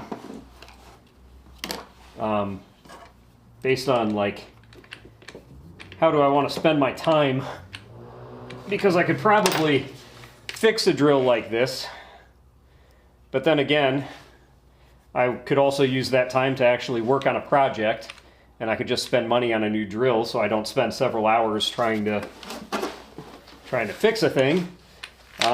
And if I'm not working on a project, I could be spending time with my family. So it kind of is a stinky situation to try to figure out what to repair and what to just buy a new one of. Oh no.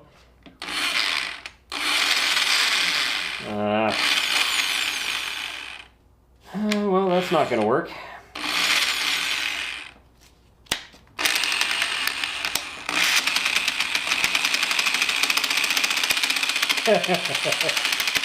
That doesn't sound good.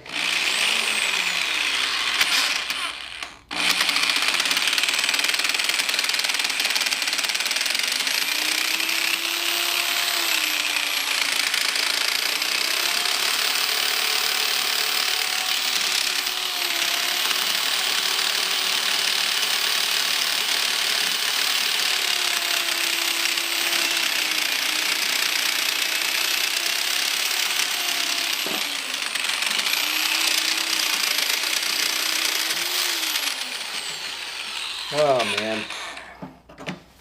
Sometimes it grips just enough to start drilling.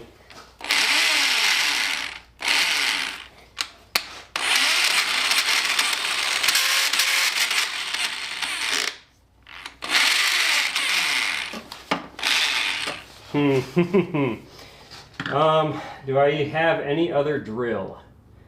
I have an old battery-powered drill in the house that isn't even a lithium battery one. But that might have the juice to drill a couple holes.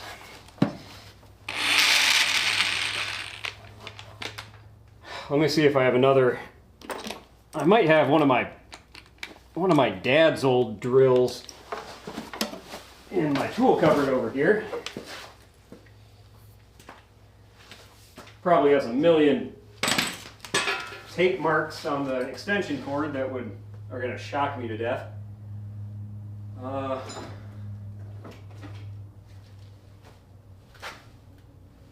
No, I don't think I do have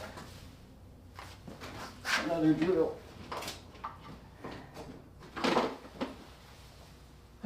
Sanders, routers.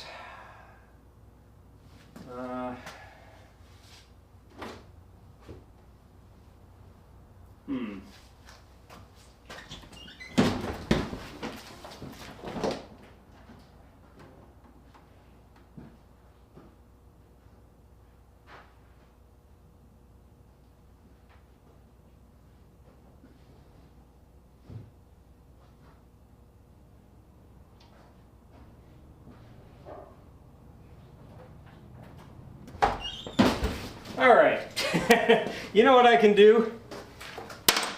I can push this thing in through the backside and I can wrap something around it with a hose clamp that is too big to fit back through this hole. And that's how I can hold this thing in place. I don't need to tap holes on either side to use the mounting holes. This thing has a super long stem on it. I can just clamp something around it that won't fit back through this hole. That is the easy solution, and that is what we're going to do.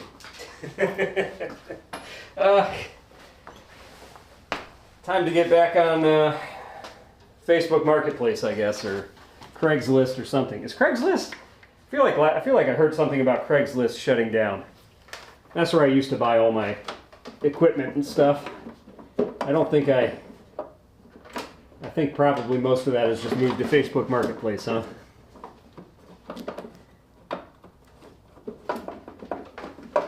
How do I get this through?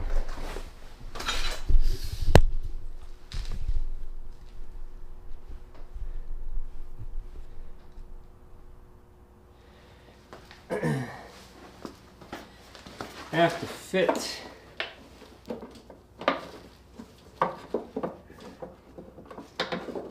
Gotta fit this switch. See if I can see through there.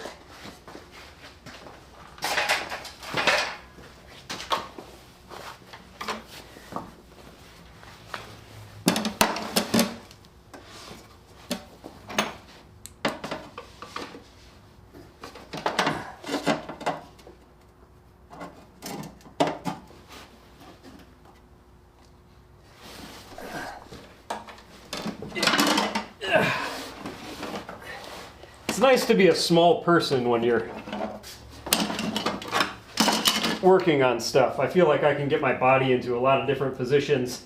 I used to like climb up underneath the engine, or on top of the engine under my hood in my old truck in order to work on it.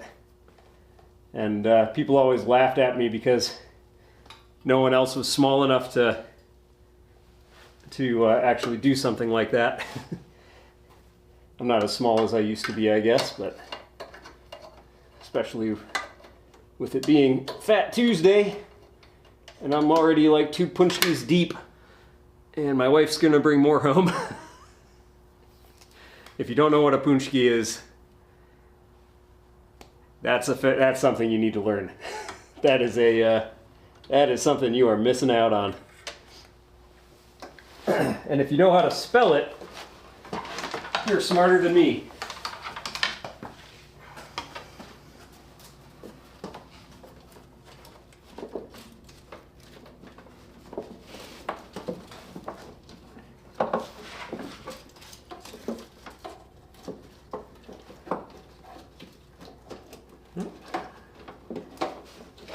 Just trying to get this key switch to fish through all the little connections, or all the little things back behind this panel. And I'm looking through the tiniest little holes that think I've got it almost to where it needs to be.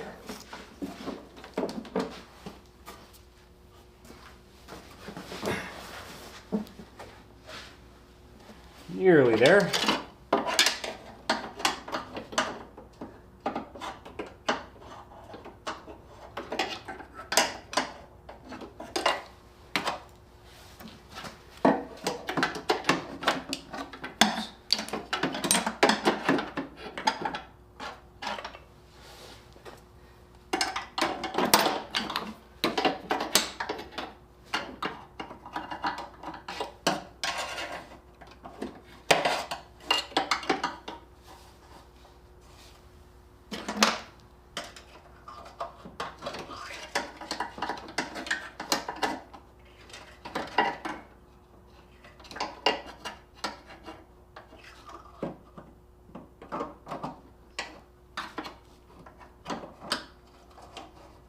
Yes, come on. Come on.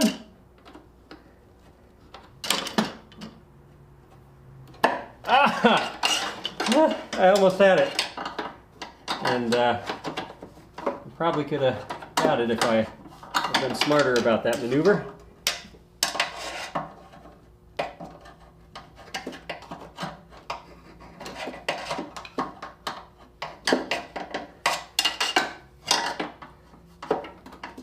This is super entertaining, I'm sure.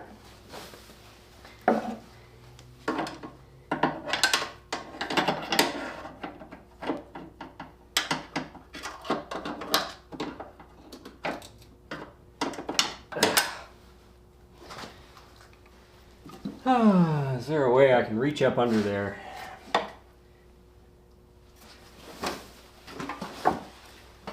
My arm fit through here? I don't know.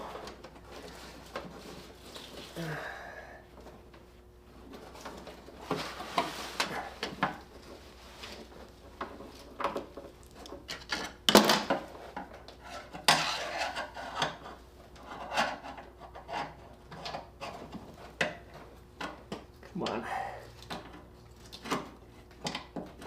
Yeah!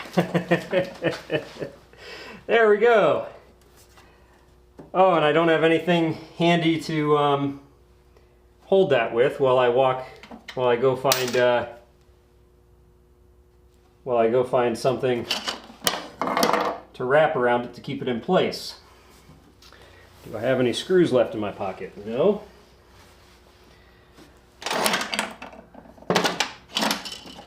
If I stick a drill bit, if I wedge a drill bit in there, is that gonna hold it? Don't move. All right.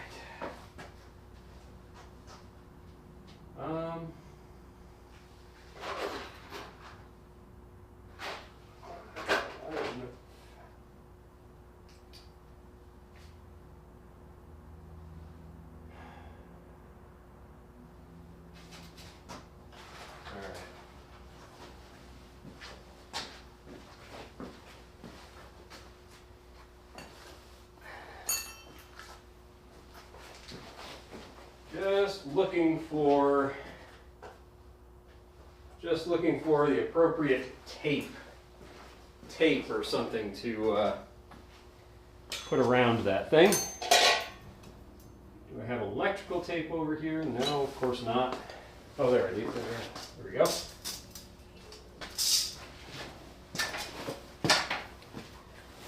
All right.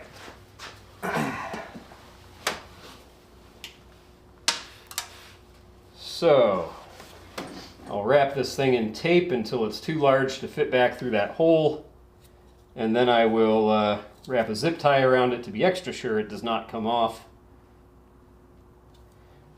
And it's a pretty close fit, so it shouldn't be difficult to wrap enough tape around here.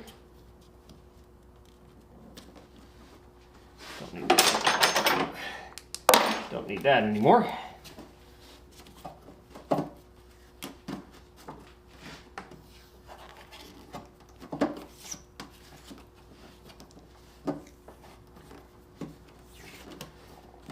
I thought I had a hose clamp that would that would fit around this and I'd be able to hold it in that way, but I don't think I do have one that's quite the right size. I have a multi-pack of hose clamps, but they're all smaller. They're like little ones for fuel lines and stuff like that. This would be getting into the territory of like a radiator line or something, a small, yeah, I don't know. I don't have anything that size immediately available.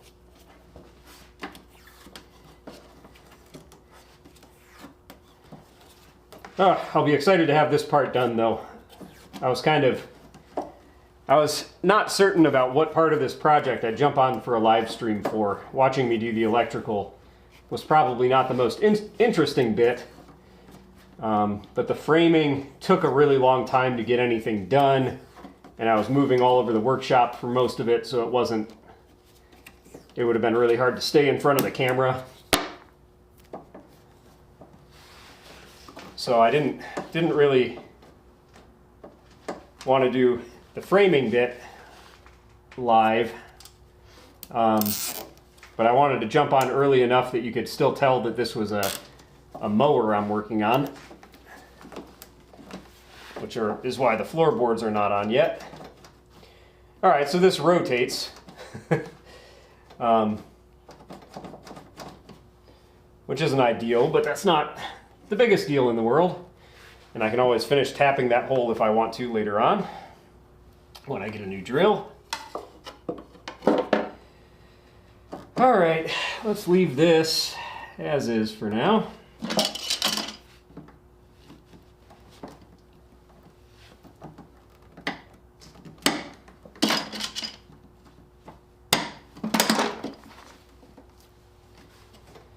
I appreciate all of you guys who have jumped on for this live stream. I fear that I bored everyone to death on my last one.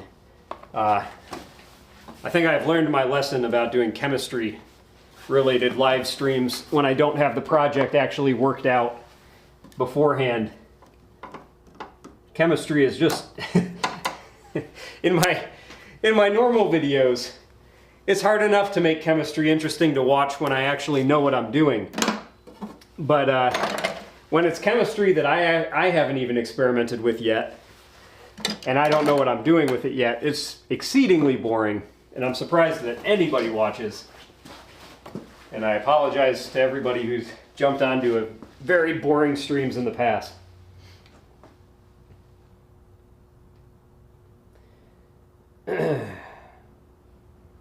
But yeah. Getting the electrical done today on this is a big deal. We have our key switches in. That is awesome progress. Make sure the wires back here are not in bad shape, not wrapped around anything they shouldn't be. I think we are good. Awesome. That's so good. So good to have that done. Have those key switches in place. I forgot I actually have 2 more things potentially that I need to, oops, gosh. I really gotta cover that positive battery terminal because I keep touching it with stuff. The next thing that I should probably do is mount this, this is the throttle for the engine, so this would be good to have mounted under to this front panel also. But this, I would need to drill 2 more mounting holes for, and I can't do that without my drill. That kind of stinks. What could I do? Do I want to do kind of a temporary solution? For a temporary solution, I could just screw it into the end of this board or something, which would be fine. Actually, I don't even really need to mount this to anything right now. The throttle still works, I believe. Yeah, the throttle still works if it's not attached to anything. It's just hard to use.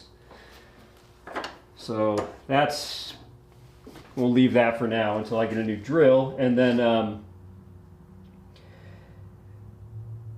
the other thing to do would be the choke. So I disconnected the choke for the motor. That's on the floor over here somewhere. Or did I move it over? Where did that go? Somewhere around here is the motor's choke cable. I need that to start it. What did I do with that?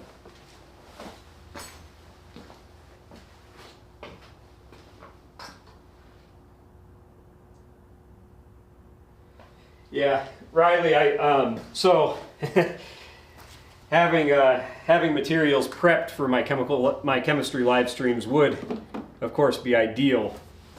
The problem is, the reason that I do these live streams is that it's a fun way to hang out with you guys while I'm still actually getting work done.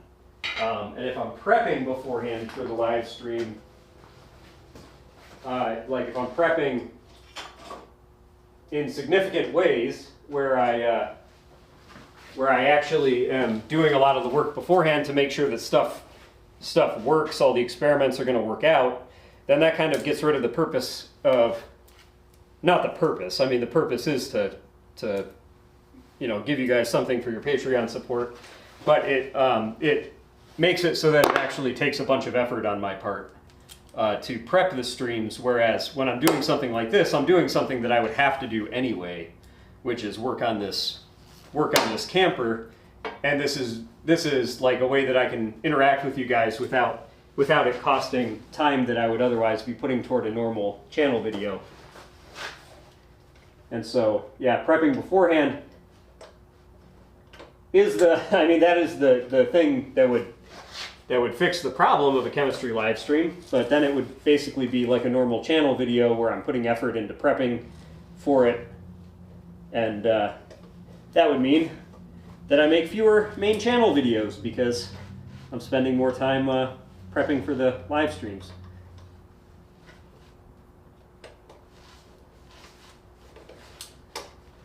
It's nice to just jump on. And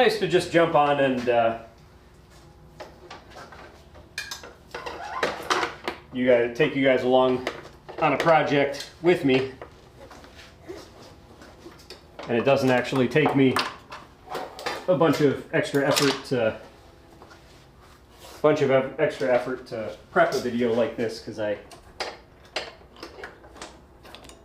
that way we can talk to one another. You guys can contribute to the project by pointing out all my mistakes, and meanwhile I'm not spending a bunch more time than I would otherwise spend, and we can get back to the big projects just as quickly as we ever would have.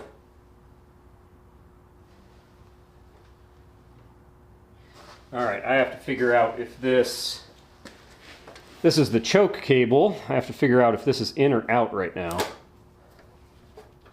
I think it's in. All right.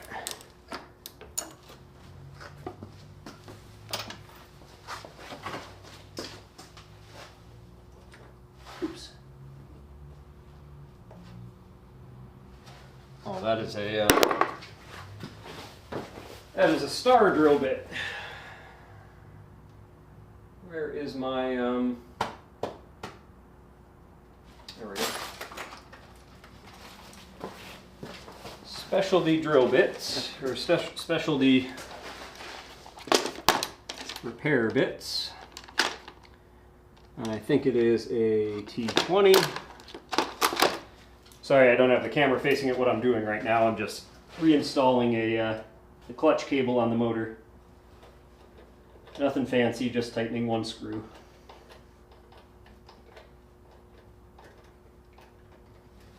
All right, there we go. Not clutch, I said clutch. The choke. This is the choke cable. Yep, that should work. So I need a new knob on this. That is I'm gonna have to like epoxy something onto this. And that'll be my my new choke. And both of those will go into the cab of the camper. Something like this.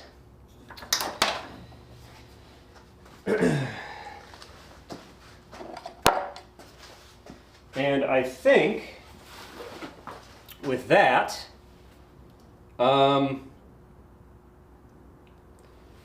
me move the main camera again.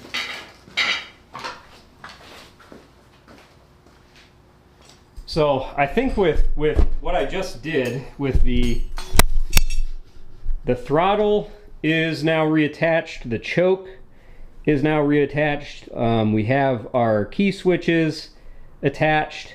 I think all I need to do now, before I can fire this thing up, I need to figure out what the neutral position, I'm hoping the neutral position of these steering controls is in the position that they default to, which is, you know, where they are right now. I'm hoping that this is the neutral position, so that in this position the mower is not going to go forward or backward. If that's not the case, I'm going to have to make something that will lock these things in place. So previously, these had these little things on it, this little like rocker bar, and so when you move this forward or backward, there were these plastic shrouds that covered the sides of the mower, and there was a little slot where when this arm was in the neutral position, you swung this out and it locked into the slot so that it couldn't move back and forth. But I wanted to get rid of those shrouds on this camper design, and the arms that would normally be, you know, they come up and over your lap in the mower. I wanted to get rid of those so that the controls could be more compact and controlled from like right in this area of the camper, and I'll have a seat back here where I'll be sitting and facing this way and be able to steer the camper with controls that come off of this right into the center right here. But anyways, I'm a little worried about firing this thing up without knowing if it's going to move forward or backward as soon as I turn it on. I guess that's not a huge deal, because if it starts, it would start moving back. It would start moving before the engine even fired up. It would start moving like as the starter was turning the engine over. So probably not a big deal. I think maybe we should just try it. Maybe I'll just tighten these bolts down so that these controls are more solidly attached. And maybe I should just try firing it up and see if it's in the neutral position or not. I'll have to move stuff out of the way a little bit in case it does want to move. I don't want to run anything over. Yeah, I don't know.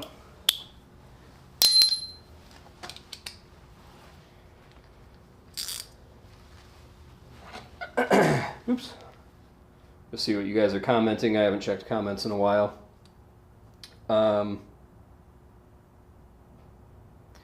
Riley's I could lift the wheels, couldn't I? That's a good idea. Thanks, Riley. Actually, this mower is, let's see, I think I tried this earlier and I was sore the next day, but I think that this, oh, you guys can't see me because of the picture-in-picture. Let me get rid of that. So I think this is actually light enough. I might be able to lift it.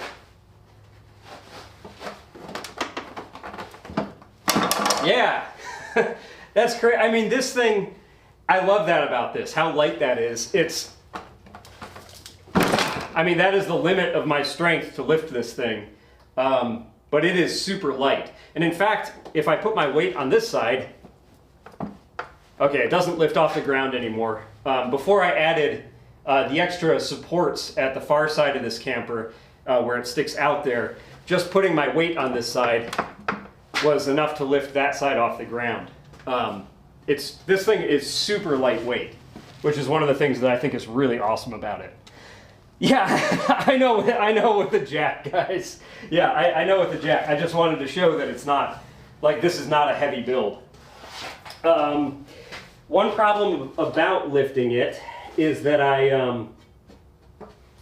removed the actual, there was a bar that went across this thing on the back, which was a good jack point, and I don't have that jack point anymore. So that's actually kind of a problem, because I don't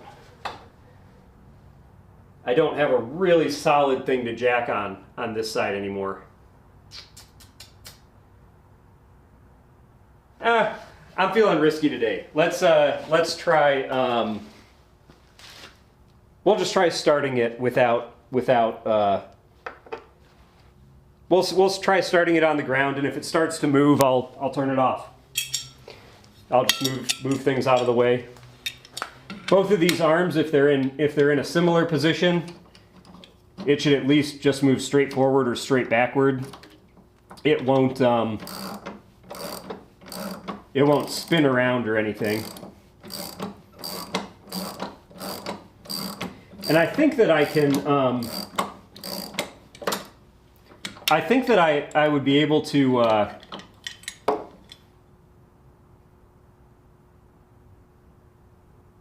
I lost my train of thought. I think that I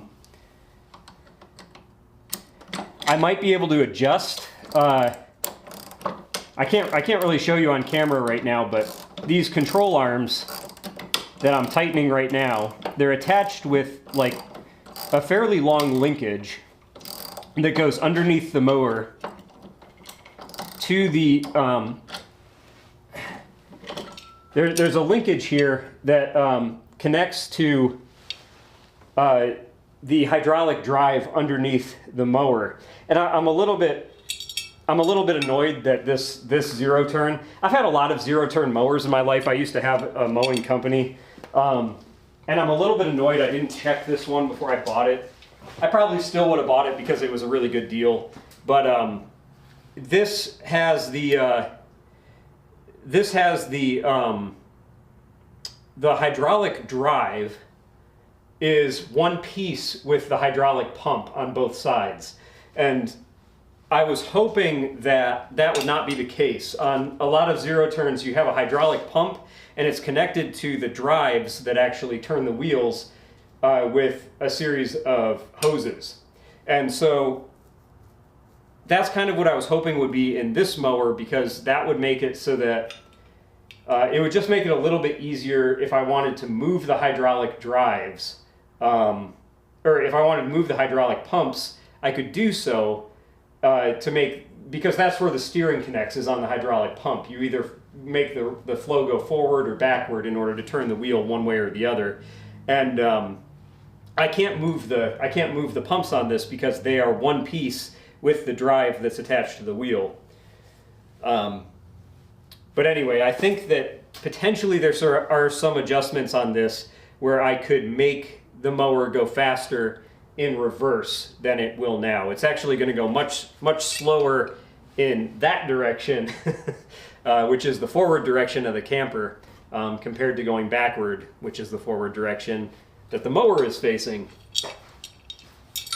And yeah, anyway, because the hydraulic pump is one piece with the actual drive, my original plan for using a mower for this build was I was really hoping that I would be able to make readjust the forward and reverse speed a lot by, if I had to, just switching the hose direction on the hydraulic pumps, so that so that it would drive faster in reverse than forward. But I don't know what'll happen with this.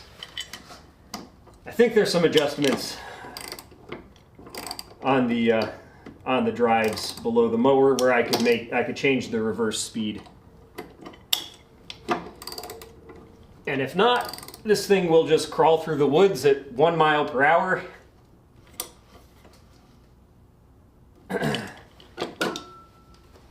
And that'll have to be good enough.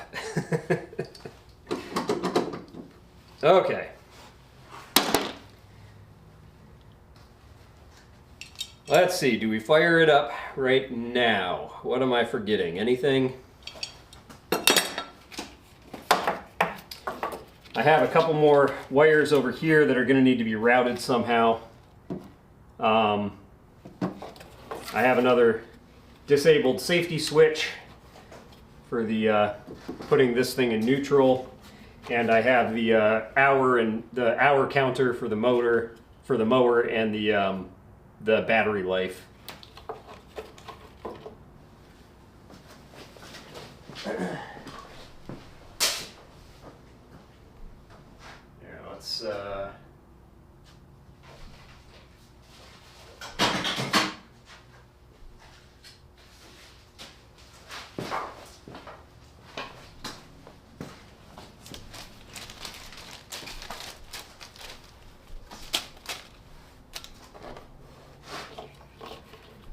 twist tie these wires up so they're out of the way.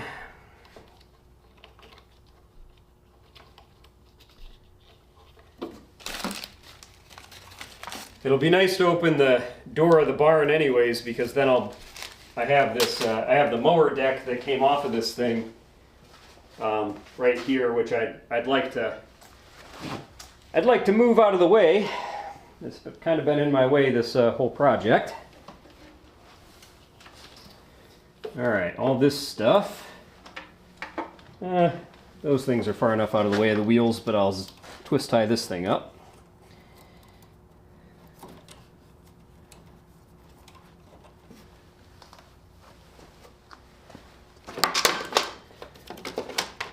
And I've got a whole bunch of tools and all kinds of stuff that are up here that I probably should make sure they're not going to spill everywhere when I power the mower on.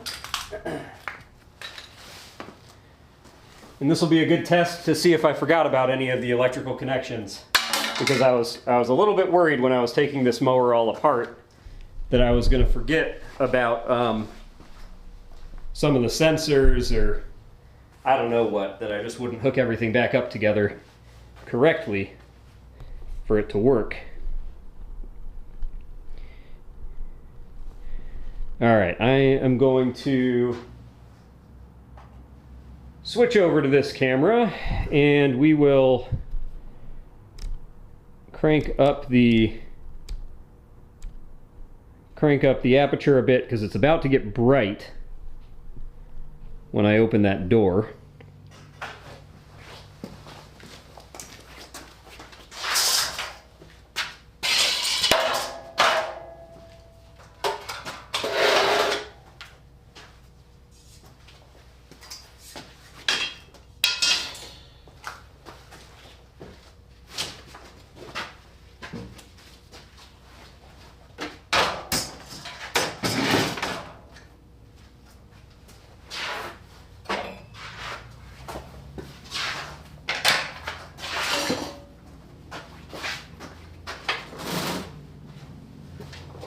Go.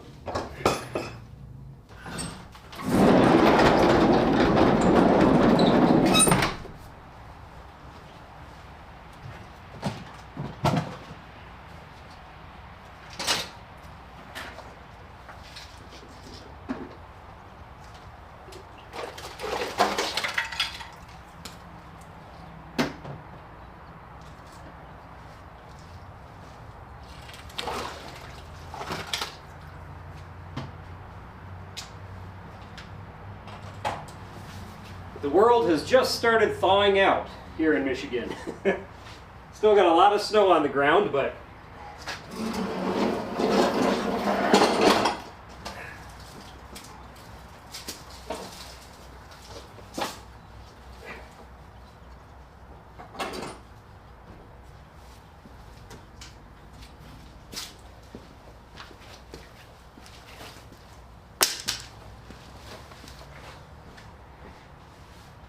all right.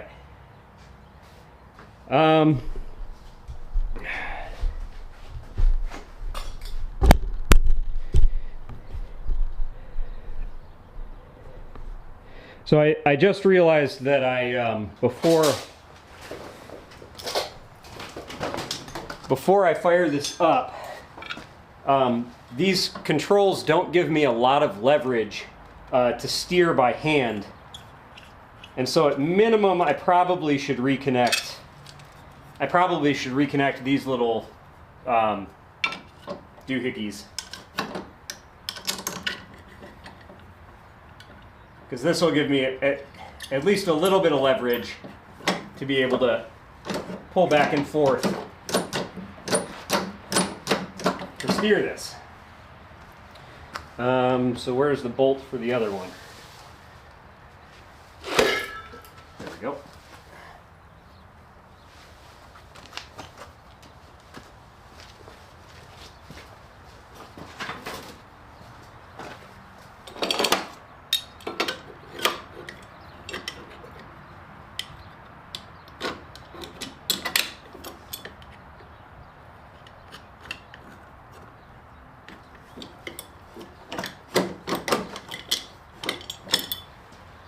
Okay.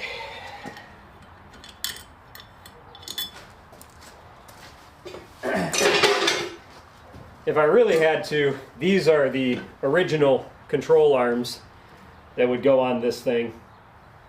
But I figured these would be a little too bulky to have on the inside of a camper. And I would prefer to just have, although you know what, if they just came out to here, maybe they would be kind of tucked away against the wall of the camper until you were actually driving it. I don't know. I'll play with these after we have more of the camper built.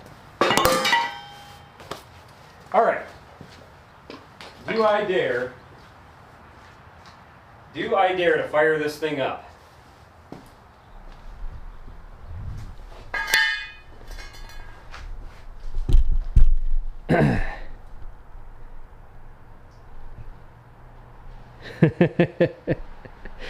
Oh, I think I dare.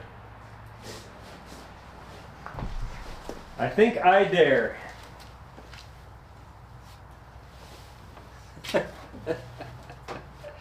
All right.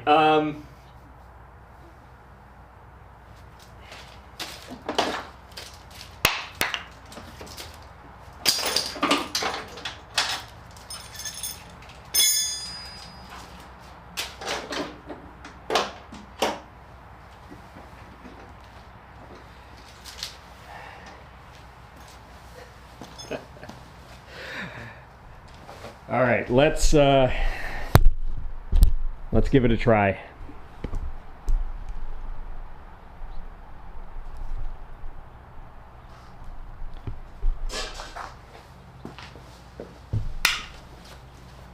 I've been working on this for about, I don't know, week and a half of work days.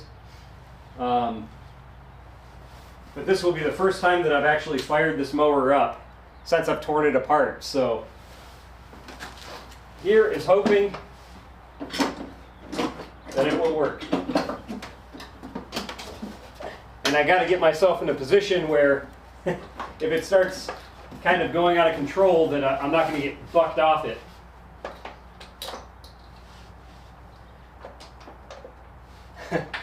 I don't know which way is fast on the accelerator versus slow. All right, here we go.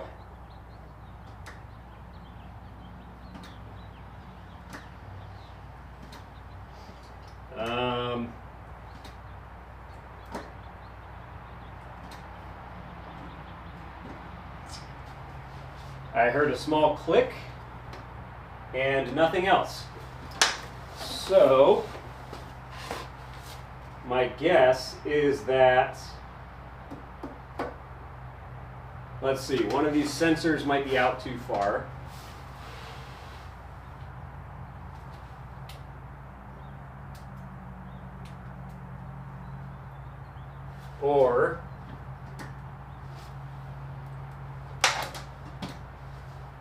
Or the key switch for the PTO might be turned.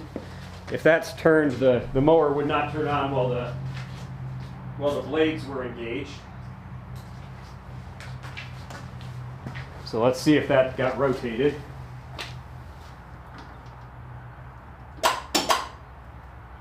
No, I don't think so.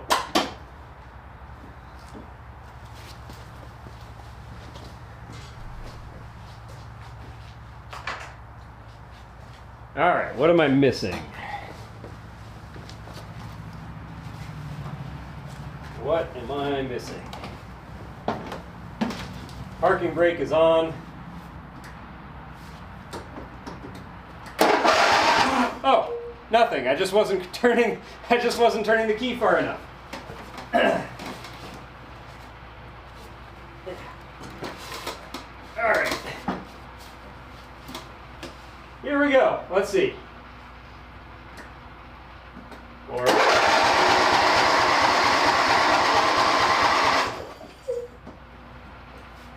so it's definitely not in the neutral position because it started rolling.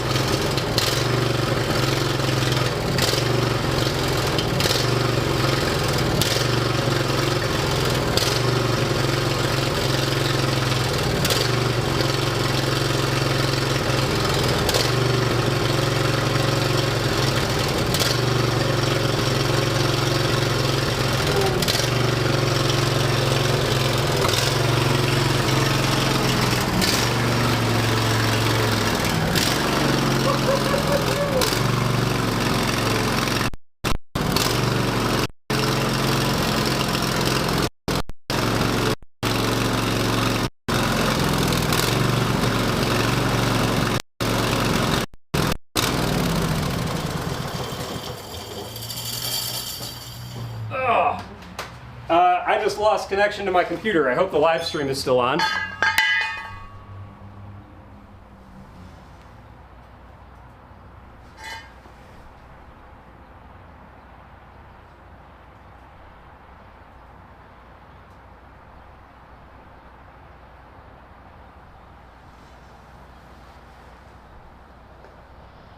What the heck? What horrible timing.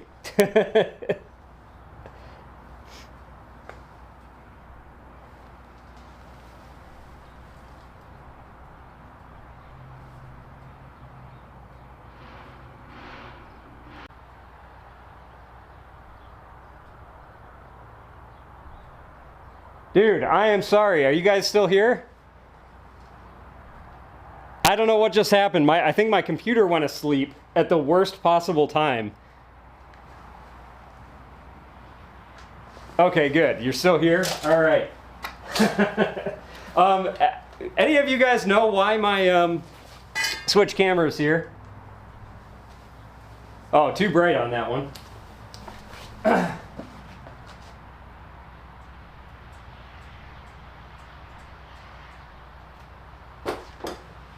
All right, glad that was working, man. Suddenly my like monitor starts flashing as I'm driving this thing back in. Yeah,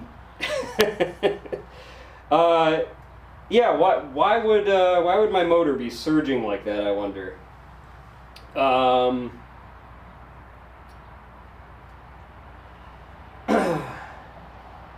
Motor inductor interference. I don't know. I haven't fired this up in a while, and last time since firing it up, I've changed the spark plugs, the battery, the oil, and the air filter, and this is the first time that I've fired it up since, and so I'm not sure what all's I don't know what all's going on, and I don't know if my accelerator is actually I don't know if accelerator is like overshooting where it's supposed to. Anyway, this thing is going to be fun. Oh, that was cool.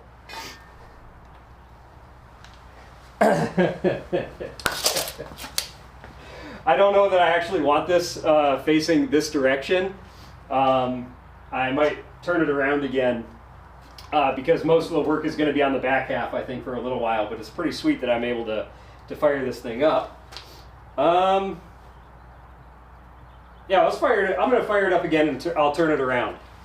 So let's, here, I'll switch back to the other camera again.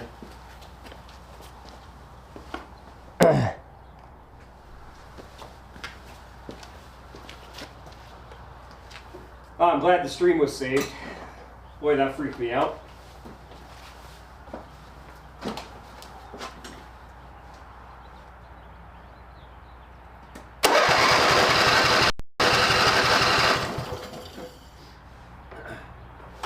Forgot to pull out the choke.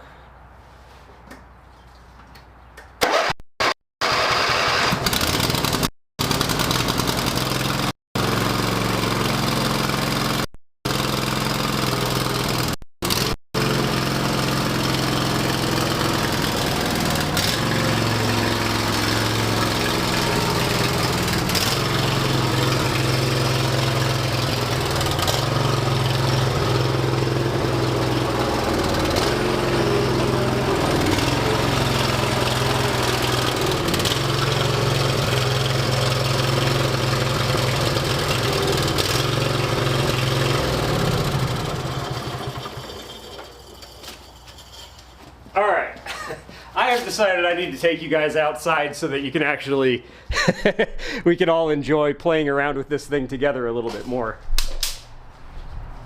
Let's see how far I can get you.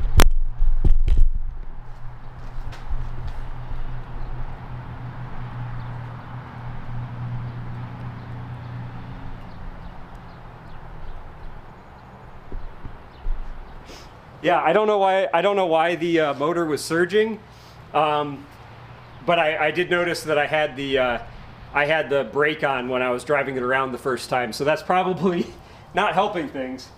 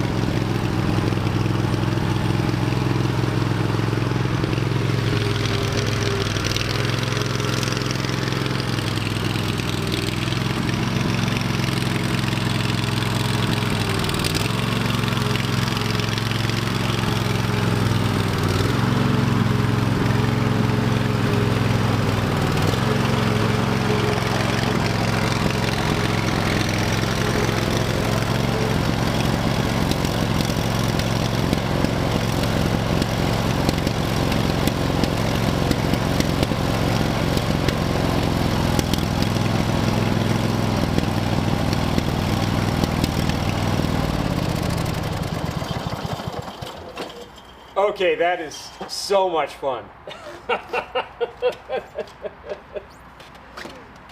That is more fun than I expected. You can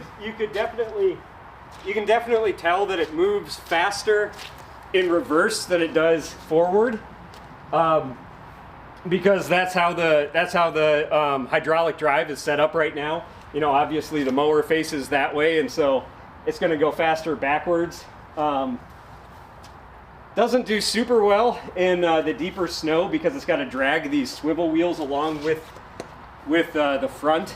But most of the weight is over the front powered wheels, and so pretty good, man. Oh, I tore up my lawn.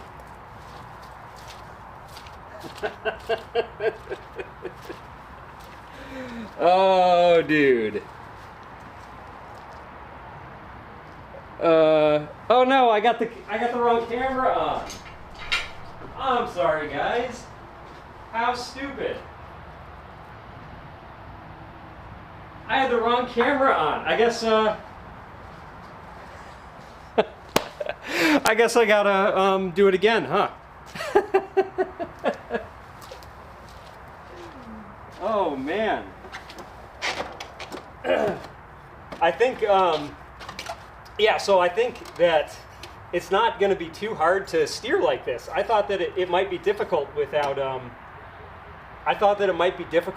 lot of leverage on these steering arms, but I think this is going to work just fine. This arm needs a little bit of adjustment because it's not in the neutral position by default.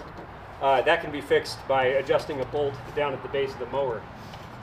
All right, let me fire it up again here.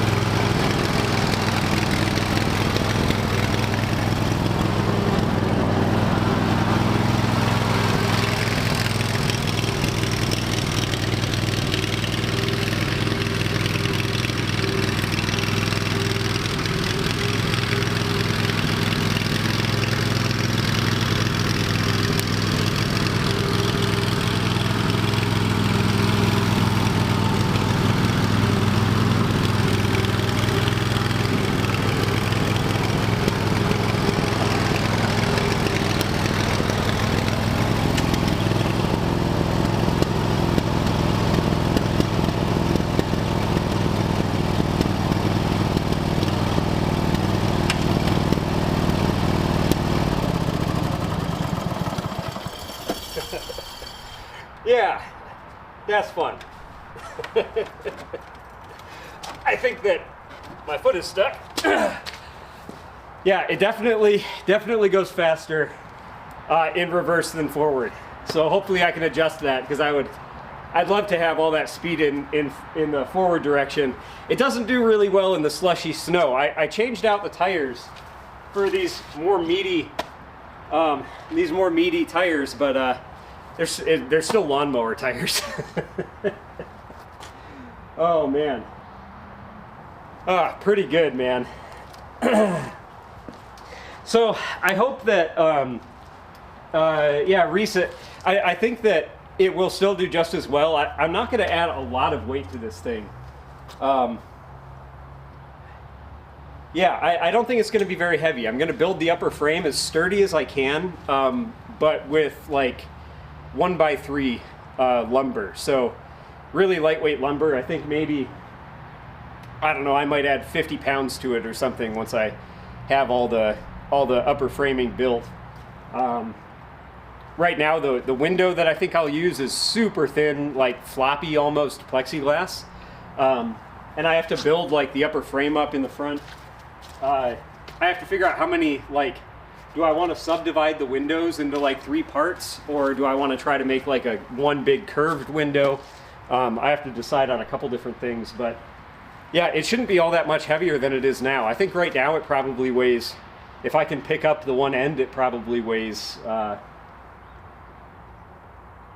don't know, 250 pounds right now. I'm probably lifting 175 or something by lifting the back, and then the front end probably adds another, I don't know, 75 pounds or something at most. So yeah, it should end up only being like 300 or 400 pounds, well, not even 400 pounds by the time it's done. So yeah, super, super lightweight, which is maybe one of the reasons why it's not doing so well in the slushy snow out there, being able to grip. I really wish I had a wireless camera so I could take you guys with me as we drive it around.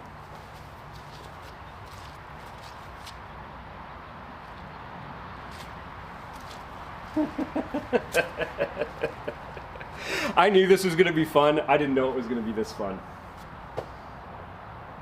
Awesome. One more time. What else are we going to do here today? Yeah.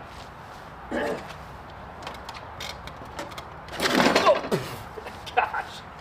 This is not going to be the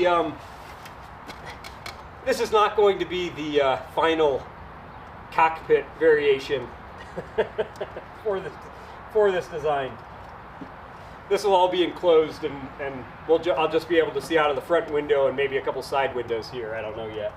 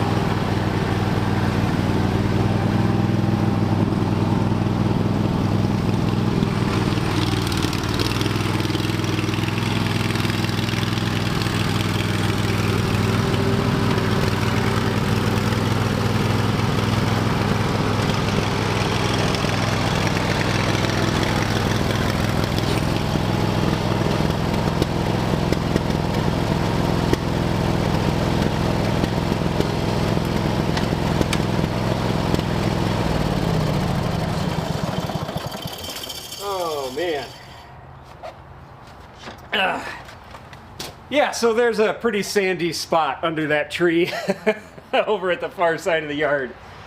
We have like a bunch of, actually I've got super sandy soil here. Really weird for this part of Michigan. I used to live not far from here, and everywhere else is solid clay. We have pretty much straight sand here, except for a couple inches of topsoil. And then over there, under the pine trees, something about the pine trees prevents the topsoil from building up, so it's just pure sand.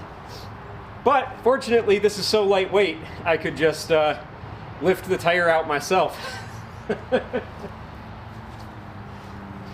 Oh man.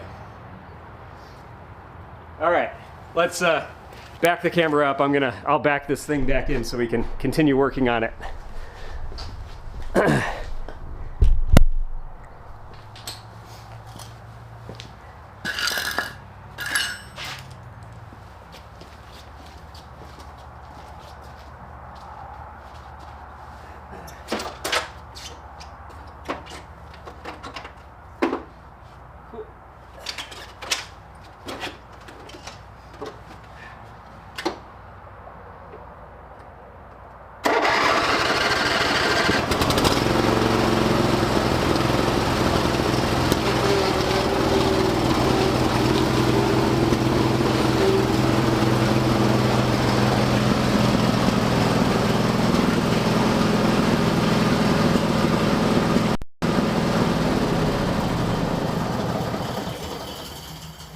Oh man. Oh, it's good to know it works.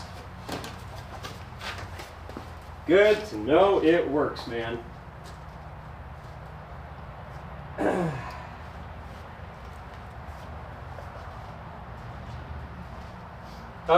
Scarlett, you asked about setting up a Discord. I actually never thought about the application of having a Discord during live streaming, meaning that we can voice chat. That is an interesting idea I will have to consider.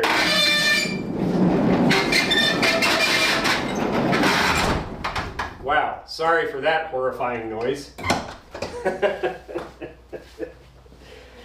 Yeah, a Discord so that we could voice chat would be interesting. I feel like it would make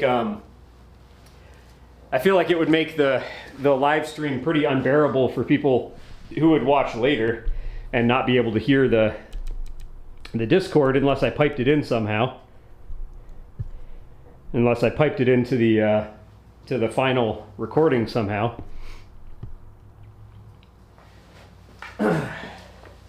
I don't know, do you have any good channel recommendations for people who do live streaming with Discord integrated into the stream? I feel like I could do that for Patreon streams, but it would definitely be risky for any kind of streams that were open to public viewing. I definitely wouldn't want people to jump on and be able to get their voice heard on the stream. That just sounds like you're asking for trouble. But of course, if it's a Patreon only Discord, I guess that's not a problem. Yeah, that sounds interesting though. I would definitely be willing to consider that.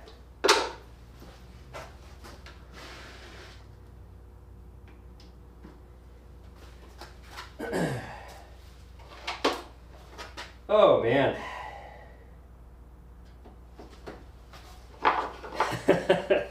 I'm gonna have to, when this turns into the main channel video, I'm gonna have to actually mount a camera to this thing before I get this build done any further, and record some video from the cockpit. Just wish I could do that during stream. I should really figure out how to do that. Do a wireless video feed.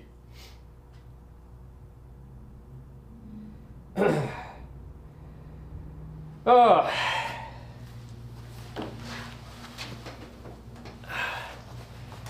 Well, everybody,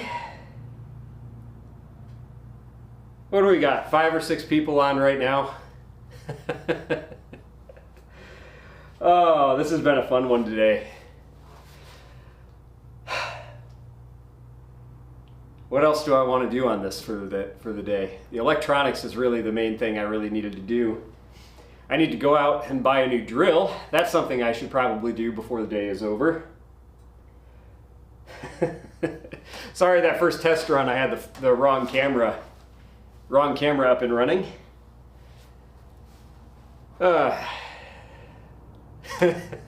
So good, man. So good. Probably this will not be the last time that this camper is in this sort of state, because of the main purpose being for this project to be having a camper that I regularly kind of disassemble, at least partially, and rebuild on to test various projects. I'll probably have it down to the structural supports again in the future. But yeah, I already have several projects in mind for this camper that I will probably get to work on soon after this is completed. We might do another Patreon live stream before I'm finished with this, because I don't know, I probably have another week or two worth of work before this is ready for a main channel video. The main channel video about this will probably just be about building the camper itself and not actually testing any unique projects. I guess if turning a lawnmower into a camper isn't unique enough. But yeah, soon after I have several videos in mind that I'm excited to test, especially about alternative roofing and siding materials, using recycled stuff that I think anybody can get for free, waterproofing it and using it as long-term construction materials. I think will definitely be one of the things we explore in the near future. And then after that, maybe some phase change technology, all kinds of stuff. All right. Man, I think that has got to be it for today, guys. I need to run, get a new drill. Probably, I can probably find some other stuff I broke around here today that I could replace while I'm at the hardware store. Man, thank you everybody for being with me today. It was fun to have some witnesses for this. Someone who could have called 911 anyway if I had harmed myself. Although, how much good that would do without knowing where to send them to my workshop. But anyways, yeah, hey, thank you so much, everybody. I'm so glad you could jump on with me today. I'm going to call it for this Patreon live stream number 9. And yeah, maybe, I don't know if it'll be this week or early next week when I jump on for another live stream. We'll have to see how it goes. And if I can motivate myself to jump on for another live stream, because it's a little bit of a mental hurdle compared to working by myself. But I really enjoy it when I do. I love hanging out with you guys and having you guys along to talk to as I'm doing this stuff. This was fun. So, all right, everybody, I'll see you next time. Thank you so much.